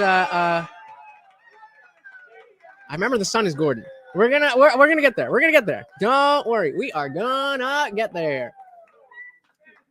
All right. So thank you. So Melzik said, damn, shout out to Tim Scott. He wasn't really on my radar, but I'm glad he's working on some real shit. All right. Fair enough. Fair enough. So this is they divide kids and parents, which we know. Union. How do you fight against 3.2 million members? There are a lot more parents than there are union members in this country. And there are a lot more parents than there are union members. And there's a lot of people like me who aren't parents and also don't like the teachers unions. So we got numbers. By rallying parents and pulling them together. I mean, some of my best material we get from the left. One of the things that's very annoying to me or very concerning to me is how the right will sometimes look at the left and say, oh, well, they've captured the institutions and somehow they get villainized for doing what smart things. Great. Credit to them. Correct. Absolutely. And so, I mean, you got to give it up. You got to give it up. They absolutely did. I mean, what's a bigger word for engulf the entire socio-political establishment? And we see that as a bad thing, but politically, they did what they wanted to do. So why aren't we? So, when Tina and I look at how do you build an army, when I looked out at a school, when I would sit. There you go. Gonzag said the parent numbers are the kind of our democracy I can get down with. There you go. There you go. Oh, yeah. So this is a whole. Okay. Yeah. Well, we'll get there. We'll get there. On the dais at the school board, and I would look at the audience, and there would be a vote that would be coming up. The union would come out. Praise Klombadrov. Trey said, all these conversations do is confirm that parents weren't giving a fuck about what was on their kid's school. Yep. Well,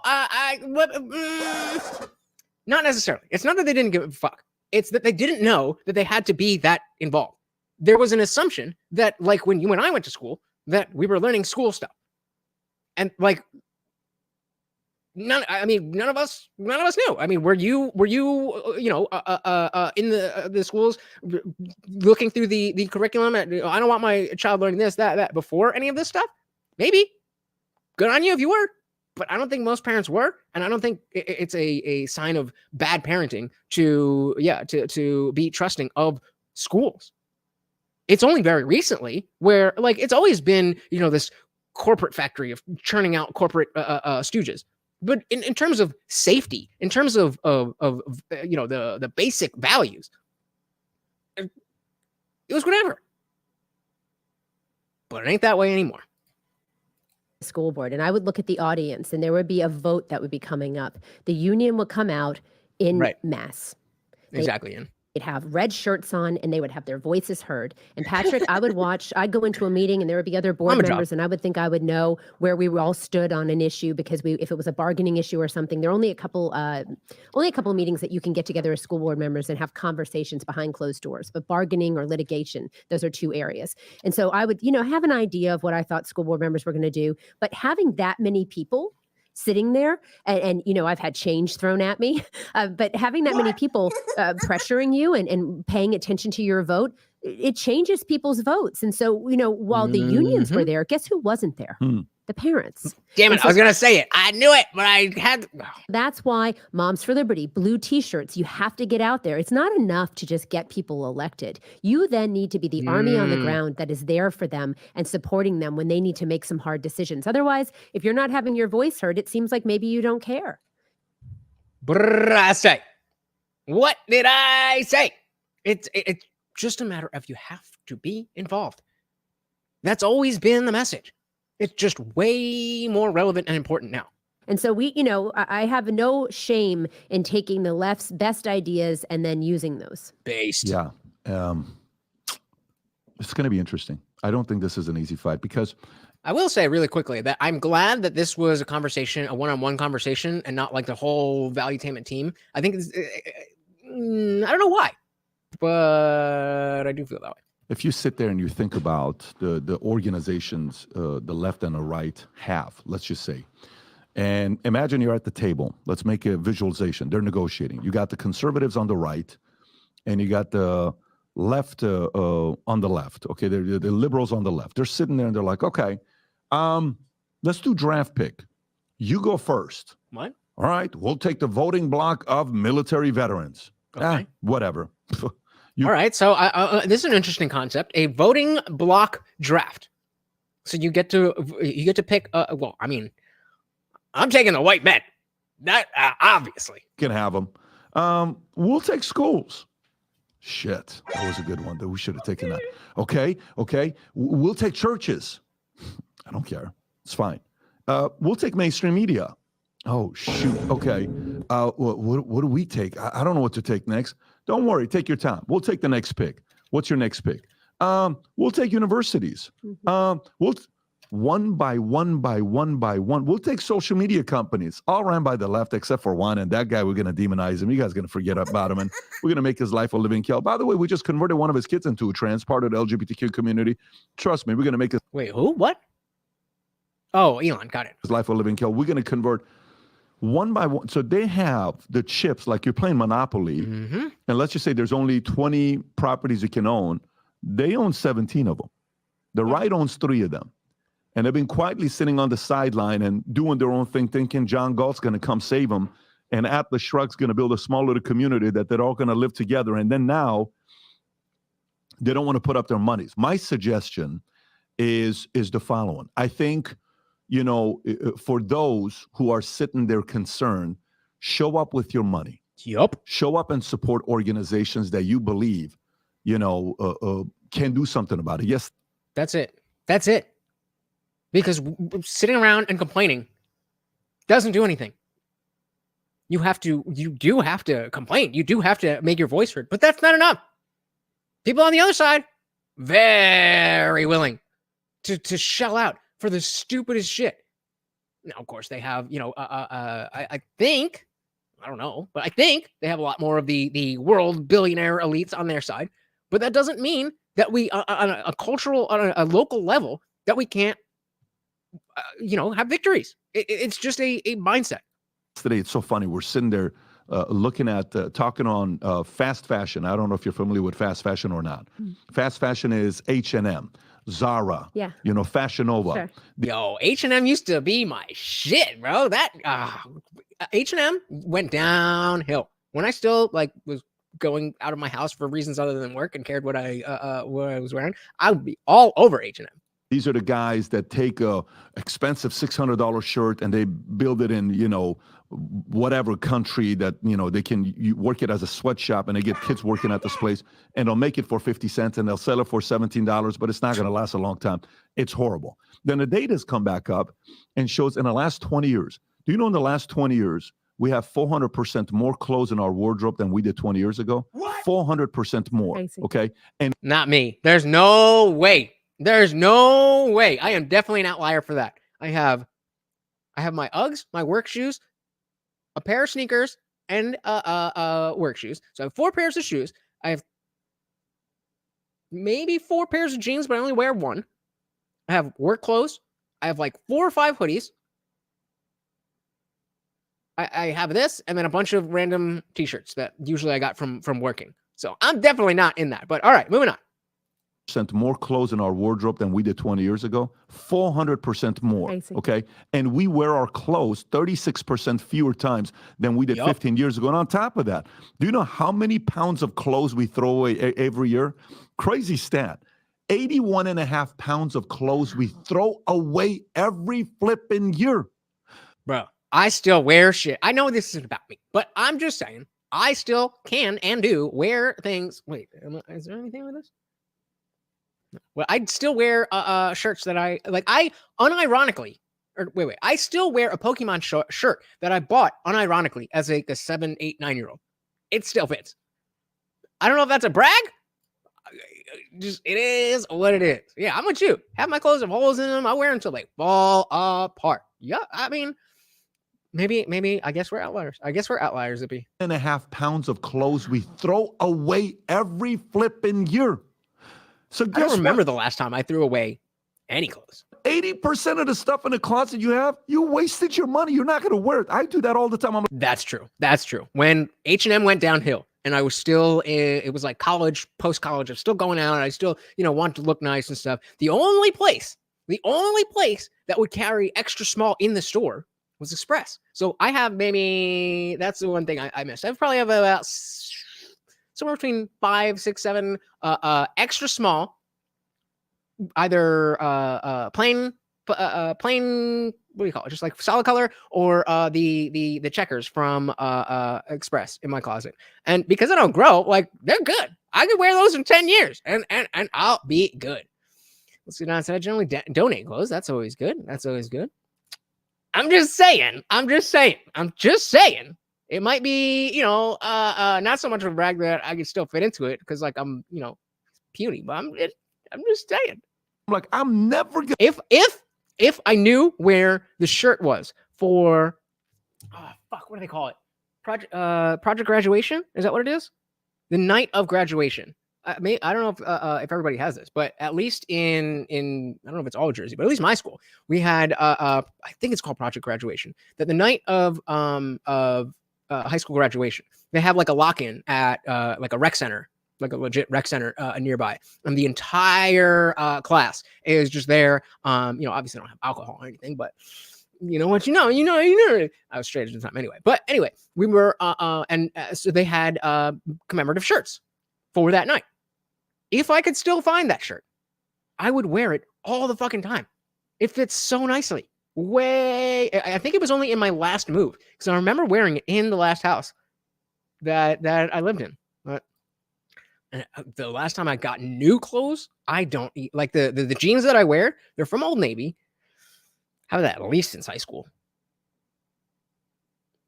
And I got some others, but they didn't fit as well, so I just stuck with those. I did have girl jeans in high school because I was a super cool emo straight edge, and I wore a size 0. So the souls. So I have a Winnie the Pooh sweatshirt that my mom got me when I was in 8th grade. Still wear it.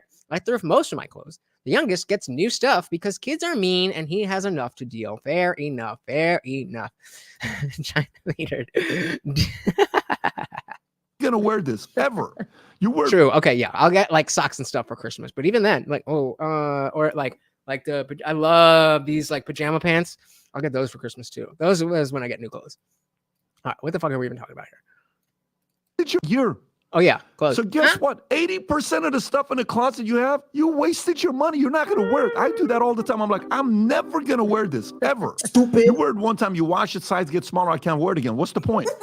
Then the conversation came about maybe we ought to support brands that we support. Okay. Shout out to Public Square. Stop giving your money to people who hate you.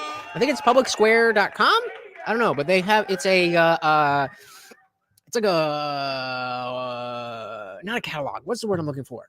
An aggregation. It's a site where a bunch of companies that are, in line with our values are like, hey, we would like your business. Instead of giving it to whatever multi-billion billion-dollar corporation that wants to kill you, give it to us. That brand, they wear Moms for Liberty. Guess what? I'm going to go buy Moms for Liberty shirt because I'm buying stuff that I support. Great. This is what I like, what these guys do. Hey, love your work. You it's hard work. We the parents. Look at that. I love that. We the parents. If I was a parent, I would absolutely get that shirt. The parents, go for it. I'm going to go buy that shirt. Great.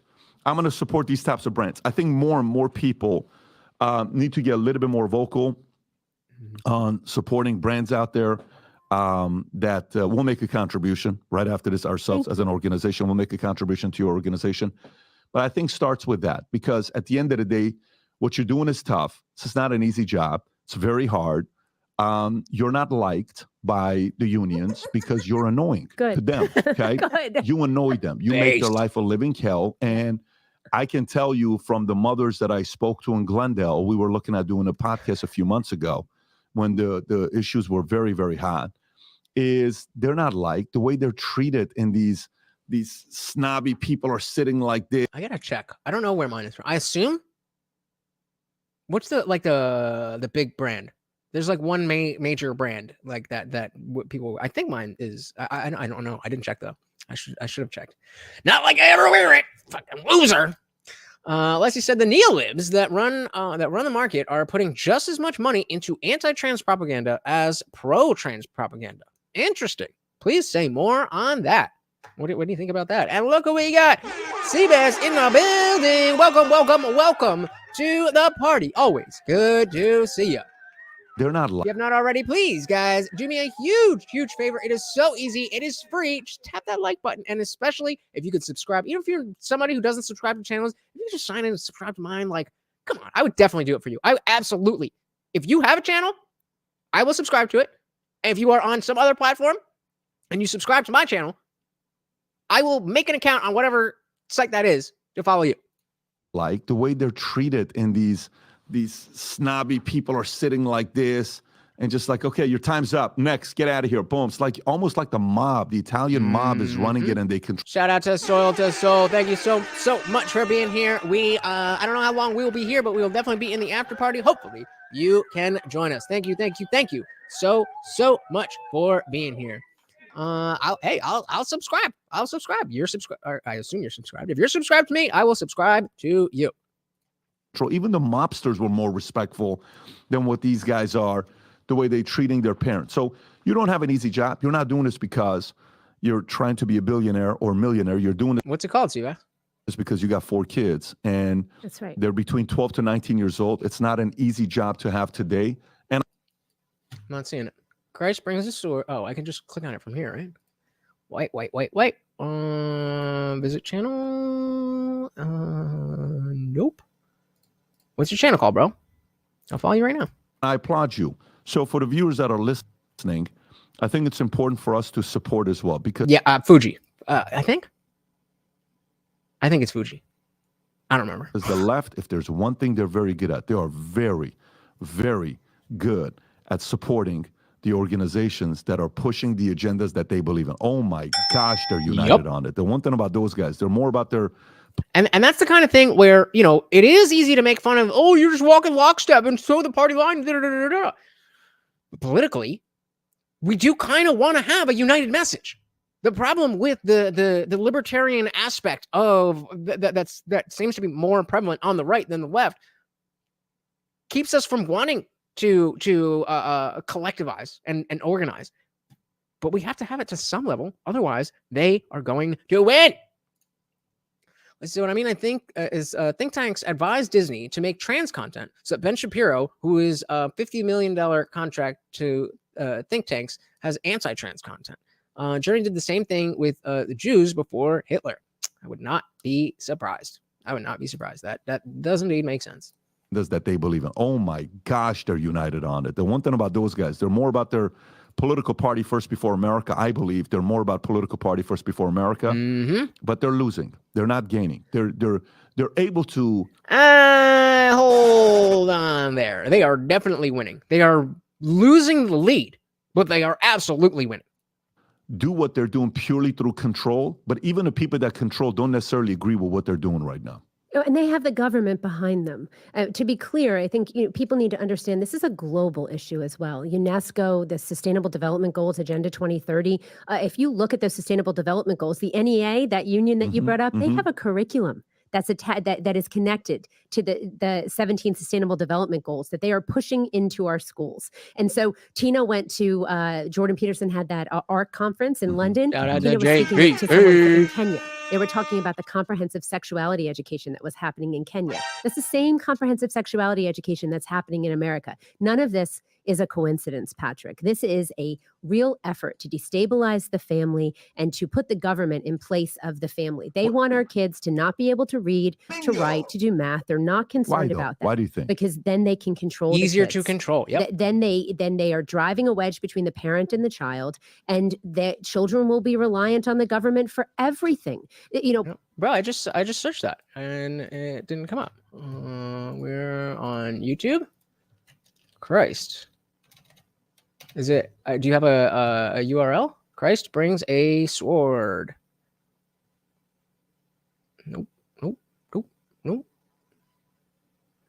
Is this when Christ brings a sword? I don't know. Oh, what is this? Oh, there we go. Boom. As promised, subscribed. Guys, if you subscribe to me, I will subscribe to you. Simple as that. Part of the CDC. So You think that's the motive? yes. Yeah, absolutely. The schools, think about it. Is there any other, what if you think about on the grand scale of schools across the United States, government buildings? Let's talk about immigration for a second. What's happening with the schools and illegal immigrants across the country? Let's. Oh yeah, that's going all around, Seabass. We are all in the same boat on that one. That's exactly what we're talking about. If you're not saying things that they want you to say, then they keep you hidden. Eric Adams got up and said, schools are community assets. He said that the day after they had closed that school in Brooklyn and sent all the kids home to do virtual learning so that they could use the schools as a shelter. You remember that? New Hanover County, North Carolina. Our moms in New Hanover stopped a special needs school from being closed and being turned into an illegal immigrant shelter. Oh yeah, it's happening everywhere. The schools are considered, as Eric Adams said, a community asset, and they belong to they don't belong to you. It's a public school, so we can do whatever we want because we control. You gave us the power and just sent us on our way, so we will do whatever we want to do. think they can do whatever they want with them. But it's backfiring because when he, what's the story, Rob, where the luxury apartments that the residents fought back, and that'll help. That'll help too. Making videos and being consistent, that definitely helps you. So Eric Adams reversed his decision to house the migrants in luxury apartments because people in the community need that housing more. Yeah, I just saw that they said something like over 50% of hotels in New York are being used as shelters. Oh yeah, and again, but 50%, bro. What would that cost? What would that cost anybody for the most basic room for one night at these hotels? And it's just free. It's just like, nah, we got you. We got you. Oh, American homeless, American veterans, American poor people, fuck them. Fuck them. But if you come for anywhere else in the world, we will give you whatever you desire. But this is the part, though. So here's my concern. Here's my concern on what I think is going to end up happening.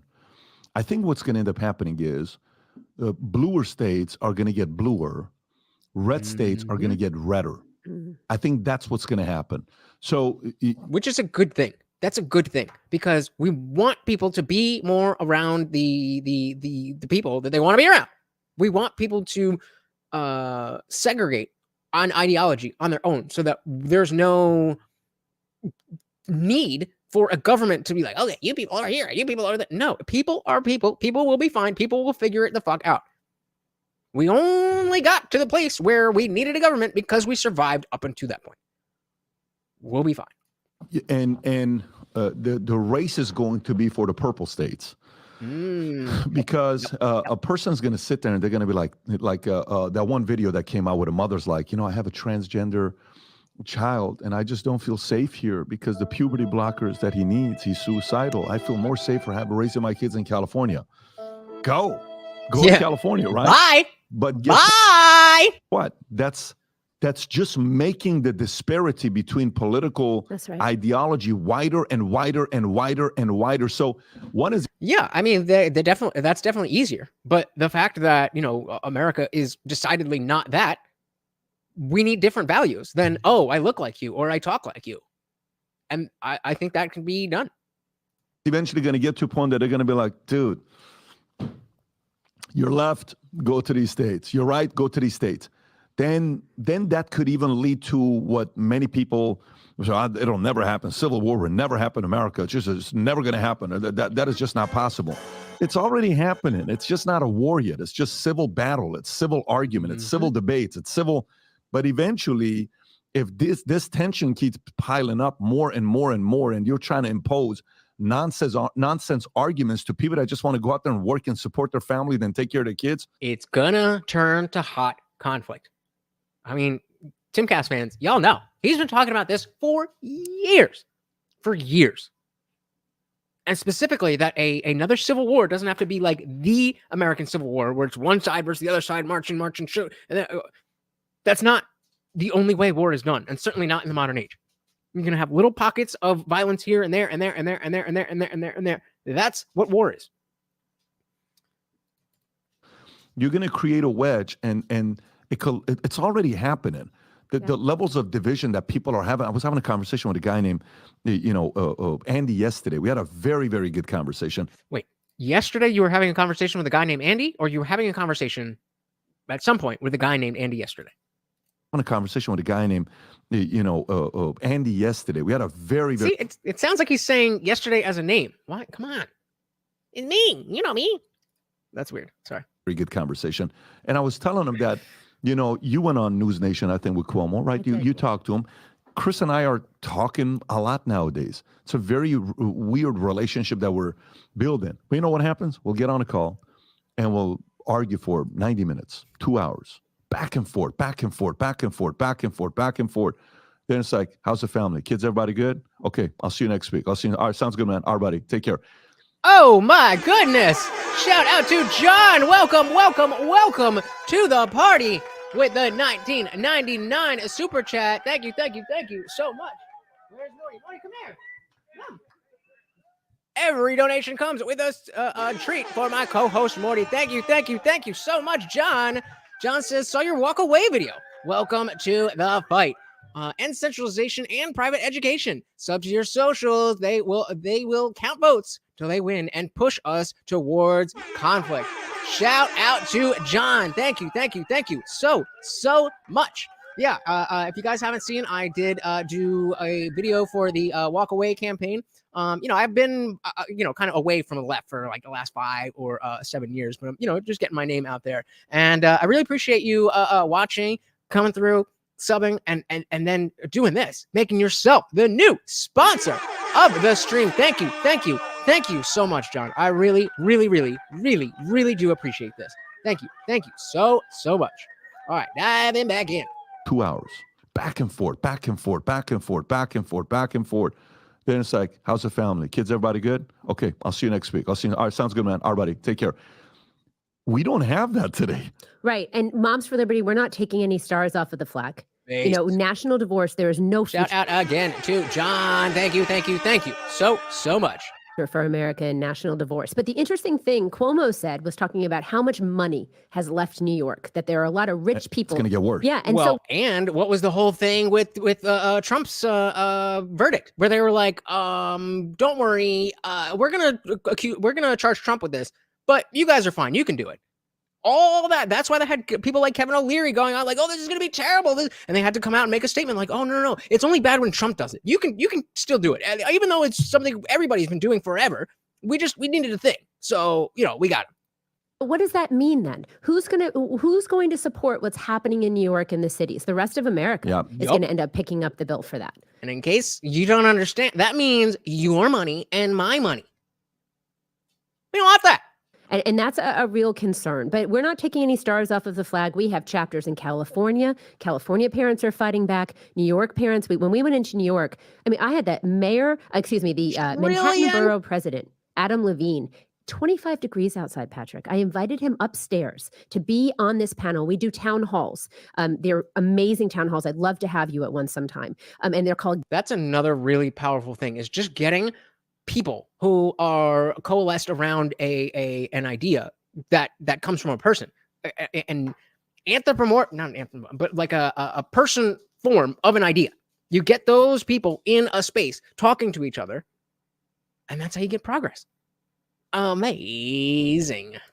Giving parents a voice. When I bring together elected officials, we'll bring people together who have different opinions about things. I invite Adam Levine to come up. I invited Chancellor Banks, Eric Adams to come to be a part of this panel to talk about New York City schools. Can we talk about proficiency rates for a second? Yeah. Okay, so only about a third of kids in America are reading on grade level. That's according to the NAEP scores, the National Assessment for Educational Progress. That means 2/3 of children cannot read at the level they're supposed to. That's most children. 2022. 17% of Black students, only 21% of Hispanic students, less than half of white students. New York City, only 11% of Black students are reading. 6% less than national average. Only 11%. They spend And the mayor is Black. They spend $40,000 per year on each child's education. So if there's an average of 25 kids in a class, that's $1 million that they are spending every year on a classroom, and only 11% of kids can read, and they have a cap on charter schools. That don't make no sense. That don't make no sense. 23 of the top 25 schools in New York City are charter schools. Why are we blocking education innovation? Why are they? The unions. The unions, absolutely. The unions are running our cities. The unions are running our schools, and we have to take them out. So when you talk about the money and the membership, we are building an army to combat the unions and we the parents. We have the numbers. We just need people that get brave, have their voices heard, and get involved.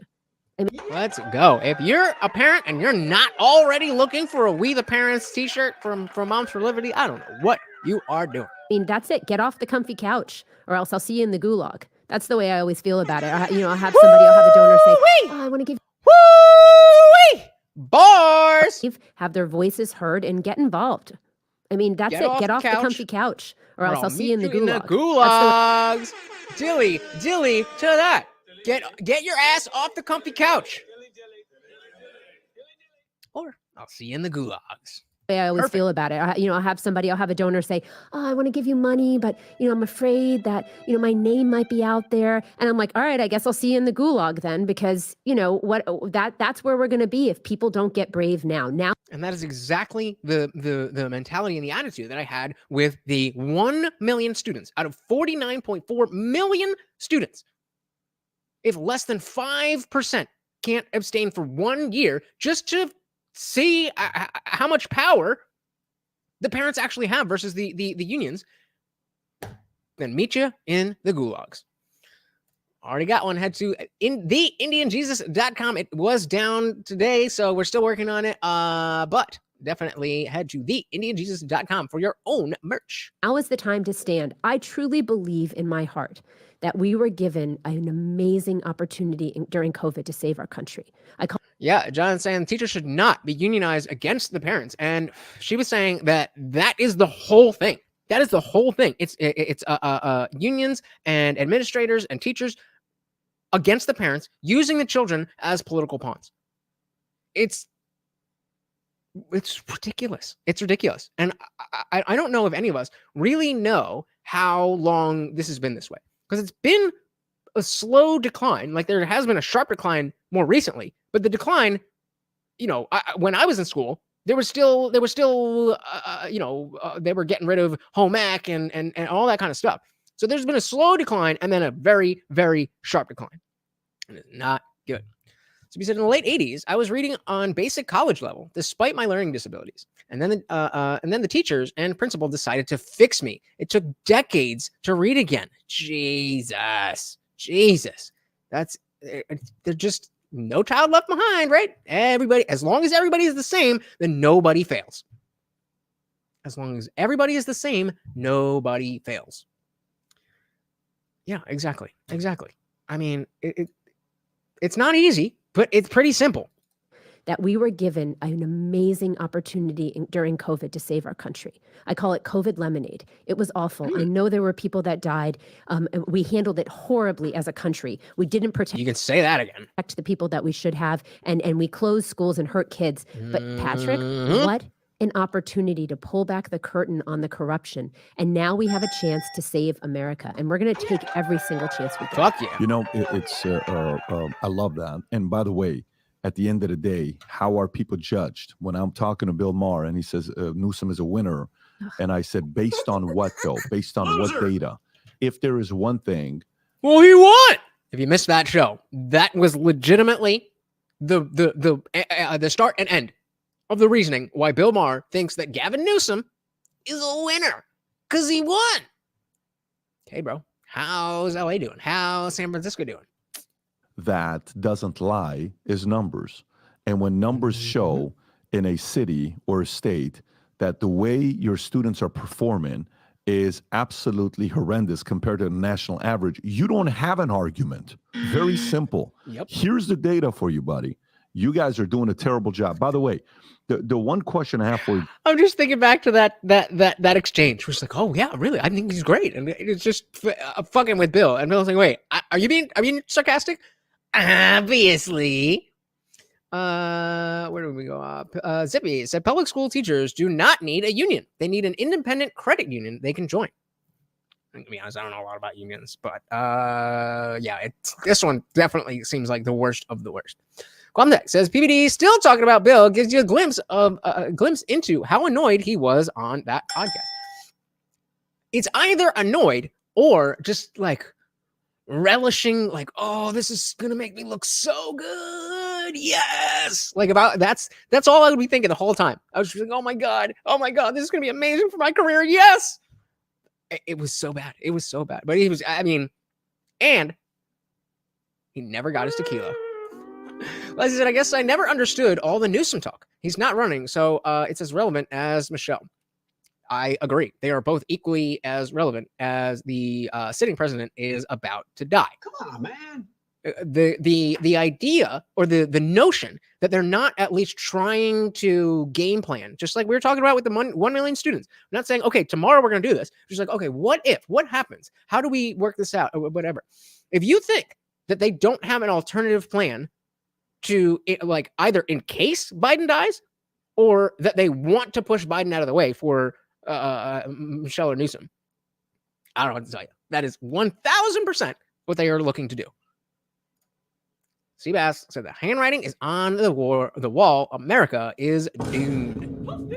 That I wonder if it's happened or not. Rob, do you know what out of all the industries? So we did a video today that just went live.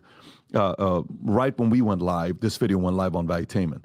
The video is about childcare. Let me give you the exact title of it: "The Childcare Crisis: Why Parents are Going Broke Raising Their Kids." Okay, so one of the things that the childcare industry, the profit margins are 1%. They don't. So what are we looking at? Childcare crisis: Why Parents are Going Broke Raising Their Kids. I don't know what we're looking at. Make a lot of money, and they're the lowest paid jobs in America. Like if you go to school, and on top of that, they're the only job, I believe, that from 4 years ago, their salary actually decreased, not increased. I think, what? Come on. What the hell? No. What's going on? Hold on. I'm frozen. Hold on. Can you hear me?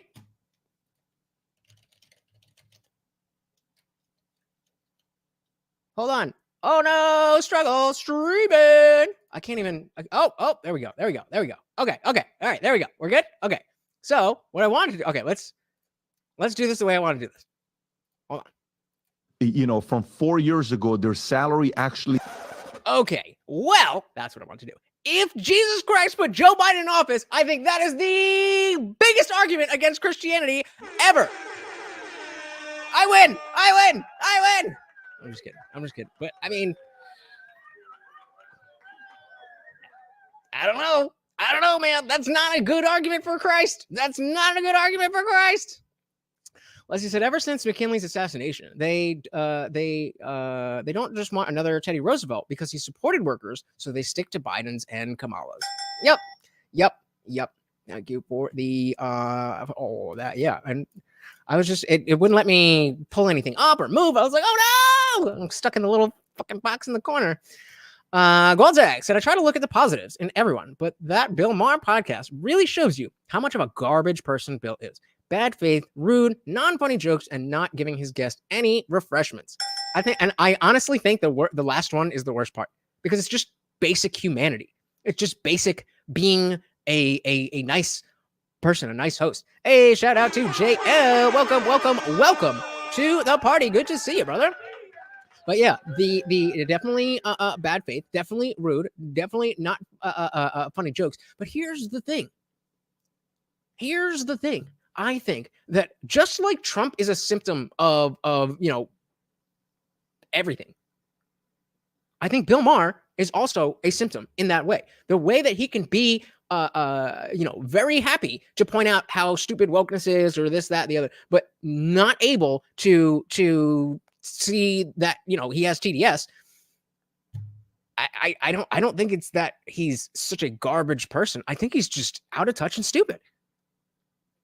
Like, and not stupid as in unintelligent, but just like checked out. And maybe you say, if you have a show and you're influencing people and you don't have it, maybe that is being a garbage person. But I don't know. Good one. I'll get a dilly for that. Good one. Are you there, God? It's me, Margaret. John, our sponsor of the stream, says with a strong third-party candidate, no candidate may get to 270, and the House may select Biden. I really hope that doesn't happen. But I do think that it does stand to reason that between the third-party candidates that we're looking at, like RFK, and whoever else might be, pop up as an independent or whatever, I think more likely those votes are going to be taken from Biden because there's a lot more passion for Trump than there is passion for Biden. Now, there's also a lot more. I don't know. What do you guys? So let's make this a poll. Who is hated more? I had a natural instinct for this one, but I don't know. It could be either of them. Is it Orange Man or Old Beto? So yeah, it says more change has happened in the last 3 years than in all of history before it. Indeed. I mean, that's what we would expect with any kind of technological advancements, but agreed. He's a symptom of his own narcissism and elite tendencies. Oh, you do not like Bill. Average everyday people don't treat others like that and have those kinds of nihilistic takes. Shout out to Tony Blundetto over on Kick. Welcome to the party. So I remember when this streamer or PBD. I remember when this streamer said, Tony says, we need to kill Biden. That was when did I say we need to end Biden? I definitely didn't say that. I mean, I definitely no. I am not in favor of killing anybody. Full set. Maybe I was drunk. I don't know, but I am standing. I am correcting the record. I do not want anyone killed. But welcome, Tony, to the party. So let's say to John, if that's true, then my prediction that Dobbs screwed over Trump is still fairly valid. Could be. There's a lot of unknowns. Shout out again, Tony. Sorry, I can't bring your chats up. That's a StreamYard thing. But hopefully they will bring that stuff in shortly. One thing, Bill is like a current uninformed 19-year-old trapped in an old man's body. Yes. Facts. So it said if you watch mainstream media, Trump. If you watch mainstream media, Trump. If you talk to normal people, Biden. Anecdotal, yes, but I bet I'm not the only one. I don't know. I don't know if I agree with that. I just see a lot more people, like average normie people, being like, "Oh yeah, we get Trump back in here."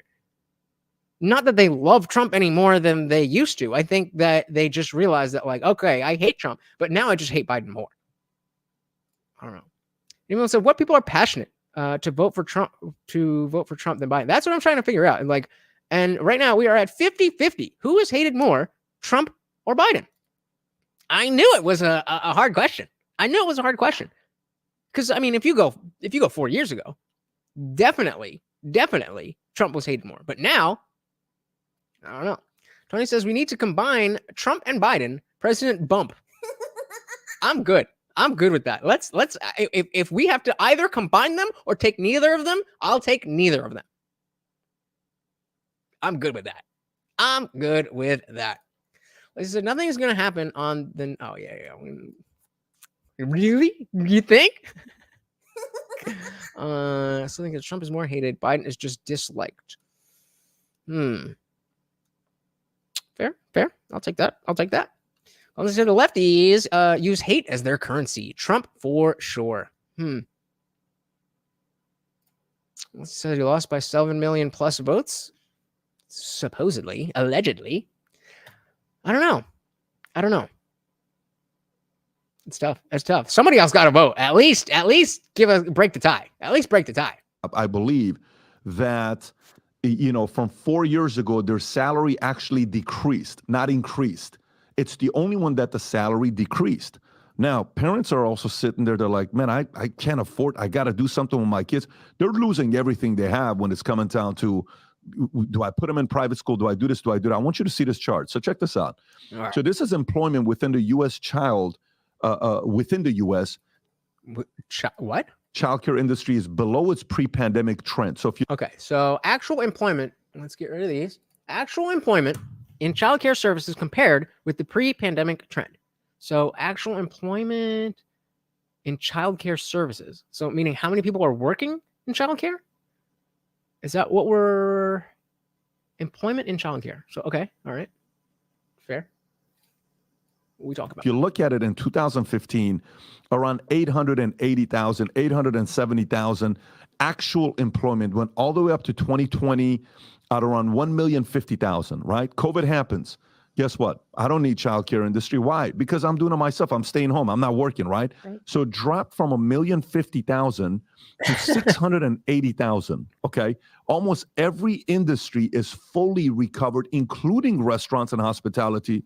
The only one that isn't. That's good to know, because I was thinking about maybe I shouldn't say that online. Is childcare. And look at this year. Look how many jobs are like fewer than it was 4 years ago, 3 years ago. 154,000 fewer jobs. Are you noticing yourself a dramatic increase in parents that just simply have given up on the educational system and they're doing homeschooling? Yeah, I actually saw you talking about this in an interview. And Come on, nobody else is going to vote? We got 12 people here. We only got 10 votes. Come on, just give me one more, break the tie. Come on, we're going to break the tie. you were saying, parents were like, oh, this isn't as hard as I thought. I think parents were very intimidated, but the public education system or education in general wanted you to be intimidated. They All right, goal or game over on what she's saying right now. Goal or game over? use a lot of acronyms. They do not invite parents in as partners. They don't want you to know what your kids are being taught. Game or goal or game over? Public schools would just like you to stay out of the work that they do. Just let them handle it, right? Well, they're not doing a good job. But I think for a lot of parents, the idea of homeschooling and being responsible for their kids' education was a little intimidating. And then COVID happened and they're watching their kids on the Zoom and they're Well, that's what I kind of want to say, and I'm not like anybody's really watching, but I was just going to say, like, I kind of do too. And I think it depends. Like, there's a place right on like a major highway that I feel like if I could get in there and I really do enjoy being a dog trainer. I really, really, really do. But there's certain things about how my particular job is. Let's just leave it there. All right, we broke the tie. The winner, of course, is Trump. I don't know if that's a good thing or a bad thing, but I still think that barring any kind of BS, we got this. We got this. Let's see what else we got here. We got some gold. That's all right. She is just spitting facts. Joe Biden is the appetizer. But wait, there's more. Oh, is he the appetizer or is the doormat? Which one is he? Leslie said, capitalism returned under Reagan in 83 or 84. It's gotten progressively worse since then. Was a little intimidating. And then COVID happened and they're watching their kids on the Zoom and they're saying, oh my gosh, I thought my kid was doing better, right? They were getting A's and they're not really doing that well. I'm concerned, or I can't believe this toxic curriculum that my kids are being taught, or that my child isn't ever reading a You are more right than you know. whole book, or just excerpts of books. Just to be clear, kids are not reading. Wait. What is she reading? I believe this toxic curriculum that my kids are being taught, or that my child isn't ever reading a whole book. What? They don't read whole books anymore at all?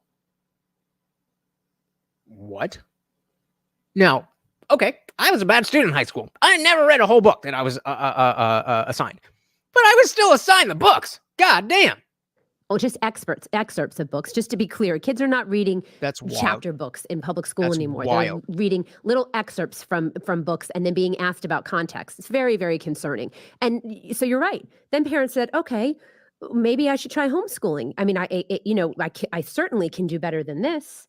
And so I think a lot of parents, you're right, are taking a step back and really assessing, Yeah, John saying no one reads, and apparently, like there was a guy that I brought up that I found on TikTok a while back. There's this guy about 30 something who was teaching himself to read as part of like a TikTok series or whatever, and he had a lot of different. It's just really weird as somebody who knows how to read to look at another adult and watch them struggle to read English when they can speak English perfectly well. And that guy was unlucky. Shout out to BDZ over on Kick. Welcome to the party. Good to see ya. We also got Pink Parasol Lease. Welcome. So government workers cannot stay in the job longer than 20 years. That's a long time compared to other jobs. Pelosi and Biden, both 50 years in Washington, D.C. They became corrupt. Absolutely. Progressives, a trendy term for leeches and freeloaders. I like that. Where were we? BDZ said, what's up, man? Curious, do you think Jockic will repeat? What is Jockic? I don't know what Jockic is. So I'm going to say no, it won't. But I could be wrong because I don't know what the hell it is. Gontek said, heard a researcher breaking down how kids learn reading nowadays. They don't learn to sound out words. They learn how words look and just go off that. They're smart, but don't have the skills. Yeah, I heard that too. Yeah, no one reads, but everybody knows your pronouns. Dilly to that. BDZ, I do not know one thing about any Russian politician, including their name, beyond Putin. Sorry. Good. All right, let's dive back in here. And so I think a lot of parents, you're right, are taking a step back and really assessing, what are we spending? Yeah, I was, at the time, I was a never Trumper. And I wasn't into politics, and then I started watching like mainstream media news, and they were like, "Oh my God, if Trump wins, it's the end of the world." So I was a Bernie bro, and then we saw what the DNC did to him, and so I eventually, unfortunately, voted for Hillary Clinton. I know. I'm sorry, but I hated the idea that people were like, "Oh, he's a businessman. He could run the country like a business."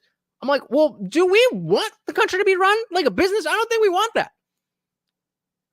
Turns out we do want that. I'm saying a good question for the Gen Alphas coming up. Can you spell your gender? There you go. Yep. Yeah. 2015, 2016 liberal. That's what I call myself. Back then, that's what it was. That's what the default was. If you didn't pay attention, just the natural, normal, average positions would have you, center left. Not anymore.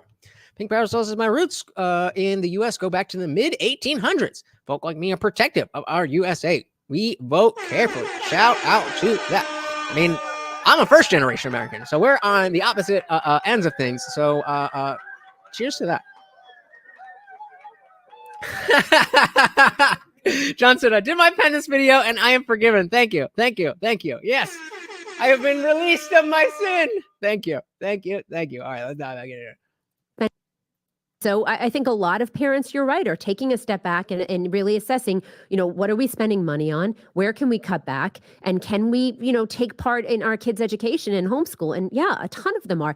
Just in New York City, in District 2, they had an enrollment of 70,000 students. They're down to 40,000 Get now. out of here. No, the kids, In how long? Wait.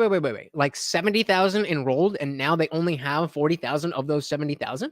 From 70 to 40. I don't have the exact Is it number. 4 years? Is it yeah, like, it's so it's not like 20 years. No. Okay. It's dramatically dropped. I thought they meant in the same year. I mean, it's still bad, but like, damn. So he said, I have Irish and Cherokee blood in me. No wonder I'm a mess. Big Parasol said, Trump is the best choice. Vote Steve Gary for California Senator. Vote Carrie Lake for Arizona Senator. Shout out to Carrie Lake. Not familiar with Steve Garvey. I think I've heard the name. I don't remember. Either way, dilly to Trump and Carrie. Love them. Bow show. Up within the last 5 years or something. I mean, there is a huge movement of parents that are really questioning where, what are my children getting out of education and do I like it? Now, here's what public education wants. A couple things, right? So you have the schools close, and you have the union saying we need more money. I want to be very clear with you. Interesting. I'm gonna have to do a deep dive on this guy. We do not have a funding problem in American education. We have a priorities problem in American education. Hey, another bar from her. Listen to that one more time. And you have the union saying we need more money. I want to be very clear with you. We do not have a funding problem in American education. We have a priorities problem in American education. We need to get back to the basics and stop paying consultants like Ibram X. Kendi $25,000 to do a professional development talk for 40 minutes. Wow. This is saying since 2017-18 school year, homeschooling has increased by 51%, while private schooling has only increased by 7% based on available data. That happened. Charlotte Mecklenburg, you know how much money that guy has made off of public schools? The anti-racist guy. Yeah. Ibram X. Kendi. That guy. The only way to account for past discrimination is current and future discrimination, according to Ibram X. Kendi. How to be an anti-racist Loser. Who paid him $25,000? Charlotte Mecklenburg Public Schools, $25,000 for a $40,000 40-minute, Zoom talk. Zoom talk? Bro, what?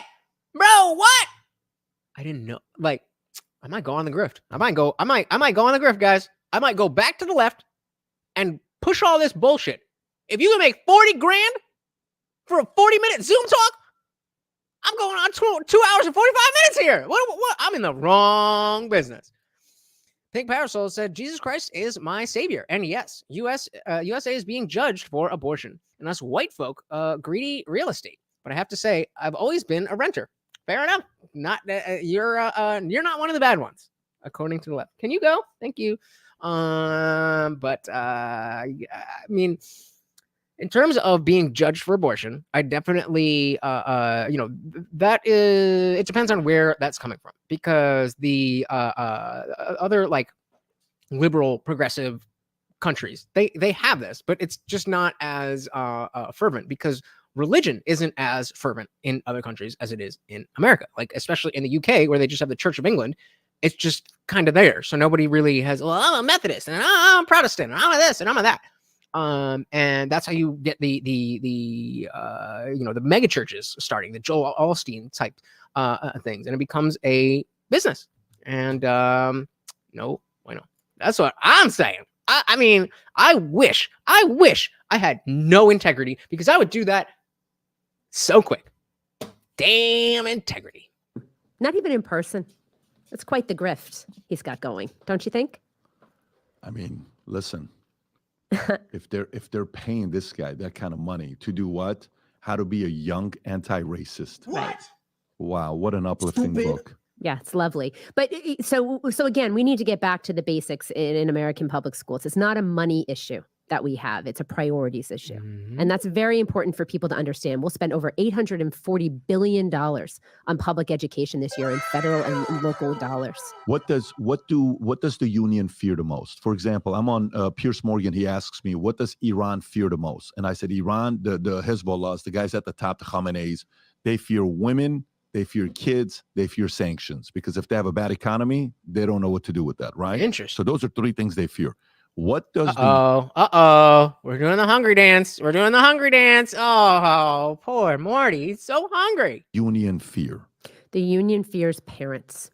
The union fears parents getting involved, running for school board and seeing behind the education curtain, asking real questions about transparency and accountability.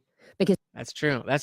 I wouldn't be grifty enough. I would just fall into the abyss that I'm already in. Even though there was other churches in England. Well, yeah, but that's kind of my point. Is that they were just like, all right, we're doing this, and religion's not really a problem in terms of an issue over there. Like, people go to church, but it's not really a thing like that over there. Pink Parasol said 38% of quotations in our U.S. founding documents were pulled from the Holy Bible. Wisdom on human government. Every year, our southern border is overrun with people who want to come here. USA is the longest running constitutional republic. 247 years. Dilly dilly to that. I did not water that down. All right, let's dive back in. Oh, wait. Shout out to Soil to Soul with the $5 cash app. Let's see him running. Morty, come get a treat. Come on, come get a treat. Are you kidding me? Come on. Let's go. Yeah, there we go. Thank you. Soil to Soul. Very, very, very, very much appreciated. Thank you. So much. Very, very much appreciated. Education curtain, asking real questions about transparency and accountability. Because the truth is that your kid might be getting an A, but do you know what that A means? Do you know what that A means?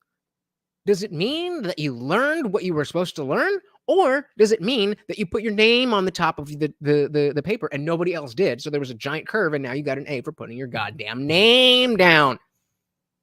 Well, they can't spell, so they're just putting their pronouns down, and you win. Top of the class. Pink Parasol said Hillsdale College offers free online courses teaching our interesting USA history. Interesting. I'm actually going to make a note of that because I've been wanting to do something for the members about, like just going back through history and like each president and like talking about their reign and how they changed the country and just like get a cohesive story. Because I mean, obviously I took history courses in school and in college, but it was just Hillsdale College. It was just it was just school. So it was just trying to pass the class. Film said Henry VIII created the Church of England and literally destroyed all others. You had to join the Church of England. Right. And here it becomes a business. And now you have people giving away their entire livelihoods because well, do you want Jesus when you get to the pearly gates? Do you want your what is it, the wealth cup or your sin cup, whatever the fuck they call it? Do you want that to be empty? And they steal money from grandmas. So I'll take this over that. All right, what's the difference in a constitutional republic and a city-state republic? I'm gonna guess it has something to do with the Constitution. I don't know. That's a good question. Pink Parasol said better than Monopoly, but the board game Constitution Quest. Learn the U.S. history. All right, there we go. Some awesome historical info from Pink Parasol. Because the truth is that your kid might be getting an A, but do you know what that A means? You don't, right? You're looking at a report card. Is your child actually learning how to read? Well, maybe they can read the back of a cereal box, but can they open up Call of the Wild? Can they actually read a book? Can they understand and comprehend what that book says and analyze it? No. The answer is no. I challenge every parent, get a chapter book. Go online and look up quality chapter books for a child that is your children's age and get it and sit down with your child and have them read out loud to you. I'm telling you, you're going to be shocked. I'll be honest with you, Patrick, even me. During COVID, when I took a step back and I wanted to help my children and really see where they were as far as learning, I gave my son the book, The Call of the Wild, and we sat down to read it together. And I was really disappointed in his ability to be able to engage with that book. And I realized that I had a lot of work to do. So we talk a lot about parental rights. I think it's also important to talk about parental responsibilities. There you go. With great power comes great responsibility. You have the rights. That comes with responsibility. And I think, I think across the board, parents in general, even if you were, really on top of your, relatively on top of your kids' schoolwork, I think by and large, we can say that people weren't paying attention as closely as they needed to be. Within reason, there was a reason because we all went to school and we were like, oh, it's probably the same thing. But that definitely has changed. And that definitely needs to be overturned. And now we're seeing people like Moms for Liberty showing how dire it actually is. David Jeremiah as a wonderful Holy Bible teacher. All right, fair enough. do. So we talk a lot about parental rights. I think it's also important to talk about parental responsibilities. But the public education system, as I said, wants you out. I'd like to tell you, if I could, about community schools. Can we go a little bit deeper in this? Yeah, Let's stay on this. I'm going to make a note. We'll go to community schools. So what do unions fear? So number one, parents. What else? What else do they fear? They fear losing control of school boards. But how would they lose? If more parents ran, they lose control of the boards. How many boards do they not have? Like, out of how many total boards do they have? How many do they not have control over? Yeah, so there's about 13,000 school districts across the United States of America. I would say that they probably have the control of, well, at least 90% of them. Yeah. So we were, they mentioned that stat in one of the previous clips, but 90%. Oh, that makes sense. And so, those are the people that bargain with the union, right? Yeah. I saw a number the other day that for every English teacher in public school, out of every dollar they give to a political party, 98% of it goes to the Democratic 100%. Party. I think. Of course. So my grandmother was taken in by a televangelist, but I'd rather have that than the government telling me I must belong to the government's national religion. You don't have to do anything. Okay. I mean, if you're happy with the fact that your grandmother was taken in. Science was 97%. The only one that was somewhat reasonable was math was 87-13. 87 went to Dems, 13%, which makes sense to have the 90% 13. Here. Okay, so okay. One is parents. Two is losing control of boards. Looks like they got a monopoly with the school boards. What else? They need the government to continue to expand their influence. And that's really... She's saying the unions need the government influence. I thought she was saying we, as in we the parents, need the government. Okay, wait. Let's back this up.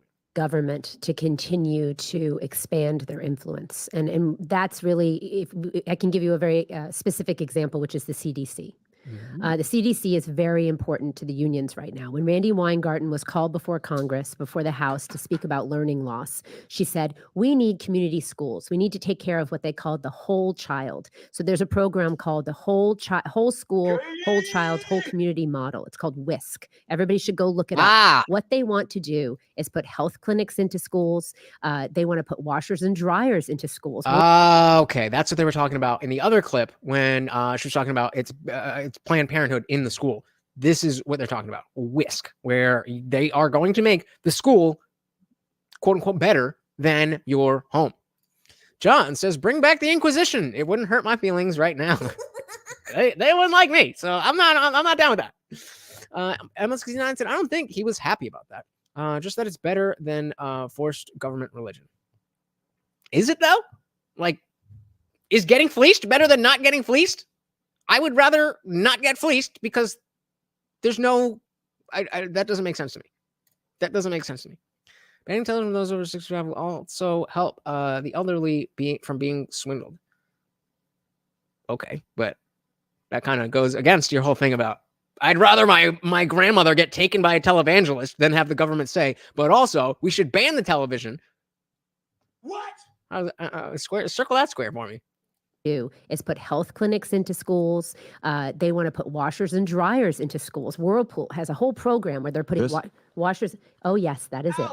Absolutely. No. And so they want schools to be a community hub. The Education Public Zone calls for greater alignment that includes integration and collaboration between educational leaders and health sectors to improve each child's cognitive, physical, and social, emotional development. Public health and education serve the same children, often the same settings. The whole WISC model focus on the child to align common goals of both sectors into a whole child approach to education.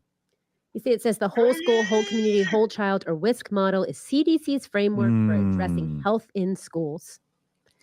I do get it, but what does being forced into religion actually mean? If this is referring to any film, like, it doesn't make sense. It doesn't make sense that there's a just more or less inconsequential aspect to your government that will directly prevent your grandma from getting fleeced, and you would rather her get fleeced among many other people and, in my opinion, destroying the ability for America to move forward. And they will have medical clinics in schools. You talked about NGOs and partners coming in. They'll That's invite a community. scary thought. Oh, it's happening. They have a goal of 25,000 by 2025. Randy Weingarten and the I would hate that. Are all UK citizens forced to go to service? I don't think so. I mean, if I'm wrong about that, then wow, I very badly misunderstood what life was like in the UK, especially when I was there. And I mean, yeah, they tithe to the church. You pay taxes to the government. It's the same shit. But in this case, your grandma doesn't get fleeced. So I don't know what we're talking about. Oh, it's happening. They have a goal of 25,000 by 2025. Randy Weingarten and the NEA, they are pushing very hard for Where this. are they at right now? I don't know exactly the number where they are right now. It's happening all over the country, and there is no amount of money that will ever fill the need if schools are going to raise other people's children. And you just think about the disengagement of the parent, right? So they're lowering the ages of informed consent down to 12 in many states. And now you're going to have medical clinics in schools, and children will be able to give consent for their own medical care. How dare you? What have we been saying? This is all where it has been going. Whatever, like, we can argue over whether gay marriage was the start of a slippery slope or not. That's a different conversation. Whatever was the start, we're on that slippery slope now, and we're not slowing down. And it has always been towards the end goal of children being able to consent to anything. It starts with consenting to a different name, and then consenting to wear the clothes that they want, and so on, and so on, and so on, and so on, and so on, and so on, and so on, until they can consent. If you can consent to have surgery, what logical reason would you have to not be able to consent to sex?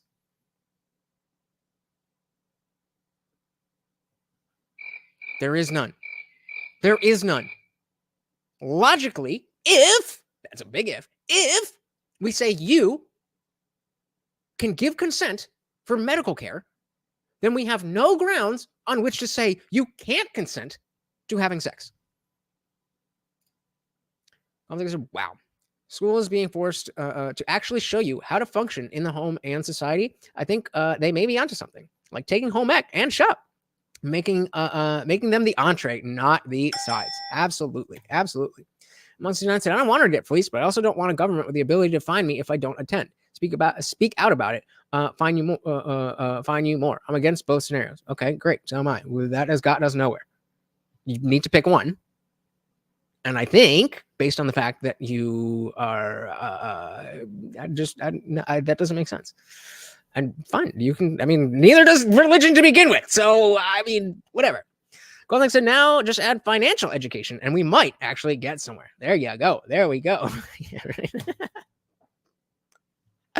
Oh man, that's not the answer, guys. That's not the answer. We can fix it. Just don't jump to the end. Just don't jump to conclusions. Remember the jump to conclusions from Office Space? Don't do that. Wow. Ages of informed consent down to 12 in many states. And now you're going to have medical clinics in schools, and children will be able to give consent for their own medical care. Wow. Yeah. So already, if I'm a kid, Shout out to Pink Parasol. Thank you so much for stopping by. You have a good one. confused because I saw that guy on TikTok. Are you leaving because I said God's religion sucks? And I'm like, maybe I'm trans. Maybe I'm going through this. And then I go to my teacher. There you go. Shout out to absurdism. There we go. What are you saying about absurdism? I believe that mankind has control of his future. Not quite. Absolutely. That's actually the opposite of absurdism, but good try. And I said, I'm going through this talk. And I'm like, maybe I'm trans. Maybe I'm going through this. And then I go to my teacher and I say, I'm going through this, but I don't want my parents to know because I don't want them to do this, and that. And I'm living in a district or state that I don't necessarily have to disclose it to the parents. I can automatically choose to go through the procedure without revealing to the parents because I have this on the campus. Yep. Yes. Yup. Oh, yes. And Planned Who knows Parenthood, about this? Who knows about this? not enough people, but we have been screaming from the rooftops. Rob, go a little bit higher because you got the 10 components. I want to see the other two. No, right there, where you were at. Go lower. It says 10 components. Okay. physical education, physical activity, nutrition, environment, service. So what do they say? They're saying it's 10 components. So physical education and activity, nutrition, environment and services, health education, social and emotional climate, physical environment, health services, counseling, psychological and social services, employee wellness, community involvement, and family engagement. So none of these sound awful. But we know. Semantic obfuscation. This is a clear plan to work towards your child being able to consent to having sex with an adult. That is where this is leading. It says health education, social and emotional climate, physical environment, health services. So depends on what health services is, right? What falls under health service, counseling and psychological and social services. That's a scary. So if you like, yeah, exactly. And so, I mean, that is the bottom line. The bottom line is that they want to fuck your children. They want to fuck your children. They, meaning the people who want to fuck your children, not just somebody who happens to be gay, not just somebody who happens to be, in the LGBT, whatever, QIPP, whatever. Not necessarily. Just if you happen to be gay, if you happen to be trans, if you happen to be whatever. But that's not what I'm talking about. I am talking about the people who want to hurt children, the people who want to fuck your children. They want to fuck your children, and they are getting closer to fucking your children. That is what we are doing here. And I don't know about any of you, but even not having kids, I don't want to live in that society. I don't want to live in that society. But the people who do are winning. Their lead is slowing. We are making ground. We have momentum, but they are winning. Just keep that in mind as, we go through the rest of this election season. There is a lot that can happen, but nothing will change the fact. Nothing will change the fact that there are people out there who want to fuck your children, who are working at making that legal and socially acceptable, and they are winning. Do with that what you will. Let's give a big shout out to the comment of the night. Soil to Soul. So you can call me sis, but don't ever call me sis. I love it. Dilly to that. Comment of the night. We also got our boy Zippy the Strange with the gifted membership. Shout out to whoever got that. Make sure you join. I am already in the after party. I don't want to party alone, so ain't nobody over there. I'm just going to go to bed, but I'm already in the after party if you are a member of the channel. If you become a member, just join the Discord, send me a DM, and you will be right in the party with me. And you're not stuck behind your keyboard. You're actually on screen with me and everybody else. You don't have to cam up. I like when people do, but most people don't. I always do, but either way, it is a grand old time. Come and join us. But first, we have to say thank you to the sponsor of the stream, my boy John. First time coming through, dropping the 1999, sponsoring the whole stream that you guys just watched. John, thank you. Thank you so much. Zippy and Guamtech, and I almost forgot Soil to Soul. Not letting YouTube take any of that money. Going through the Cash App. Thank you. Of course, I very, very, very much appreciate all of you guys. Whenever you guys come through here, this is the only time of the day, of the week, when I'm with you guys that everything seems all right. I'm a generally happy person, but there's always some bullshit. It's really only when I'm here with you guys that it's like, life is good.